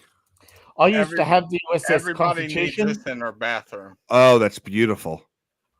That's both that and the USS Constitution. Yeah, I used to have the USS Constitution, the Technique crane, the Technique buggy. When I moved, a lot of Lego was thrown in the boxes, broken up. I had a couple of boxes of Lego stolen. When I moved in here, I had too many books, so the landlord had a hissy fit. That's one of the reasons why I can't have a 3D printer, because I have to get rid of stuff. God, what kind of oh wait, you live in Australia, no wonder. Yeah, it doesn't matter yet. What does your landlord live in the set? Are you just renting? They come every 3 months. Seth, no, they make the mask for the Legos now. That's terrible. Oh my God, you can 3D print it. Jesus, that's hilarious. I need to power. I put it in private chat. So I'm not going to say it on public chat. Okay. Yeah. Okay. Yeah. So you know the situation I'm in, right? We are the government. Hail! One of these days. That happened somewhere. One of these days, Seth is going to rig the lottery. I mean, he's going to miraculously win a couple of times. One of these days, I'm going to win the lottery, and we're going to have a lot of fun. For anyone Star Wars Lego, that's pretty cool. dope. Yeah. The only Star Wars Lego I had was the the early Star Wars Lego. You just basically had 4 or 5, the Lego X-Wing, click the wing Yep. on, Uh-huh. click the wing on. That's Yep. it. But the new ones, you actually got building. Oh yeah. Oh yeah. I think I gave my Lego Star Wars to my son. I'm waiting for Lego to come out. I hope they're going to do it this upcoming year. Yeah. But I'm waiting for a new UCS X-Wing. And a UCS, which is the Ultimate Collector set, and a UCS Death Star. Yeah. Let's see. Looks like Rings of Power has fallen out of Nielsen's top 10. And this is these are a month old now, so that would be Nielsen gave them time to come up with their stats to counter their stats, and because Nielsen releases these a month live. They release it live the next day. So, I'm on Nielsen's. I'm on their program. I That's have a Nielsen's box on my TV. No, Yeah. it's a female. These are oh my gosh. funny. These are the US streaming numbers. Yeah. But I've got a Nielsen's and box. I know I could go to the site and see worldwide figures for everything if I wanted to. well, maybe you have to be a Nielsen. Yeah, I'm a Nielsen. I'm a Nielsen test subject. Yeah, so maybe that's why you're able to do that. But yeah, I can't like see their live. Yeah, the public can't. For my area, I could see how many people are watching, and I go, sometimes it's amazing how many people don't watch shows after 5 minutes. I'm thinking, what do? They turn on the TV week after week, watch a couple of minutes, and turn off. And it's crazy. Seth, that's what you need, that size. I think last week about 30% people within 5 minutes cut out of a TV show, and I'm thinking, far out. What do? Wait for the cutoff time and they just say, okay, I'm out of here. It's crazy. Like I understand turning something off because you're like, this is a stupid movie. But there are a lot of people that there's a lot of stuff that shows that there are people that tune in, they watch like 7 minutes of something and then they turn their TV off. And it's like, you turned it on 7 minutes ago. Why are you just turning it on to add a number to something? No, I had a good chat with the Nielsen guy, and they say breaks down in 3 categories. 1, the people who just want the reward points for being a customer, right? For being the Nielsen points. 2, you get the people who only want to watch the the hook to the show. That's dumb. A lot of shows they only have, the action at the start, and then they tune out because they don't want the 20 minutes of blah blah blah. And then the third one is they're channel surfing and they're just going show. Yeah, show, I get that. I channel surf. Well, I kind of channel. I don't have cable. Oh, it's 12:03. But when you're channel surfing on your Nielsen box, if you do it all the time, it doesn't. You have to be on a show for more than a minute for it to register, and then it has to be 7 minutes for it to be logged. So if you're channel surfing, it's only the ones you pause on for a while does it register. So you often see fluctuations. Yeah, I kind of forgot that we were live. Yeah, but the majority of people don't watch a whole TV show, and that's scary. They just don't have the attention span. Come with me, and you'll see a whole lot of Legos. Come with me and see a generation of. Seth, I found my Lego attachment. Nice. Oh, finally a beard for Legos. I really want to get this Pyramid of Giza as well, but because I'm buying the Eiffel Tower when it comes out next week, I think I'll hold off on that. I want to see a Lego elf, proper Lego elf, not the one they paint, not the painted one. If I would be very scared to ask a Dutch company to show what their Santa Claus elves look like. No, I'm not. Yeah, They're not very PC.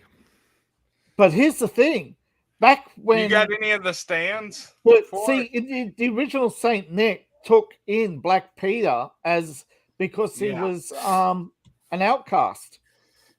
It was very PC. He took a downtrodden former slave from Sudan into his home and treated him as a son. Yeah. That's very political correct. Oh my God. It's just the interpretation that people want to assign to it. I'll tell you what's crazy. When these things get to my apartment door, I already think that people think I have a problem. Because over the last 2 weeks, so there've been 2 different times that I've had a lot of boxes show up all on the same day. And there's a guy across the street with glasses with a ATF sign on his car and saying, "I'm undercover." Don't look at me. They're not those kind of boxes. No, right. Not the kind that the government investigates. My bank is asking me if I'm really buying all this. What's this? That's what it is. I couldn't remember what the 7th month was. Seth, you like God of War? It's all right. Hey, I'm gonna hit the end broadcast button because we'll just hang out. Thank Check you, all the everybody. links if you're still watching by any kind of miracle. That's the wrong. Check all of our links. We'll be live in a couple hours for Coffee and Gaming. So yeah, Stinger. Hey, exit Stinger or just hit the button. It don't matter. Might as well give them the exit logo. Bye-bye. Good day, sir. Later, dudes.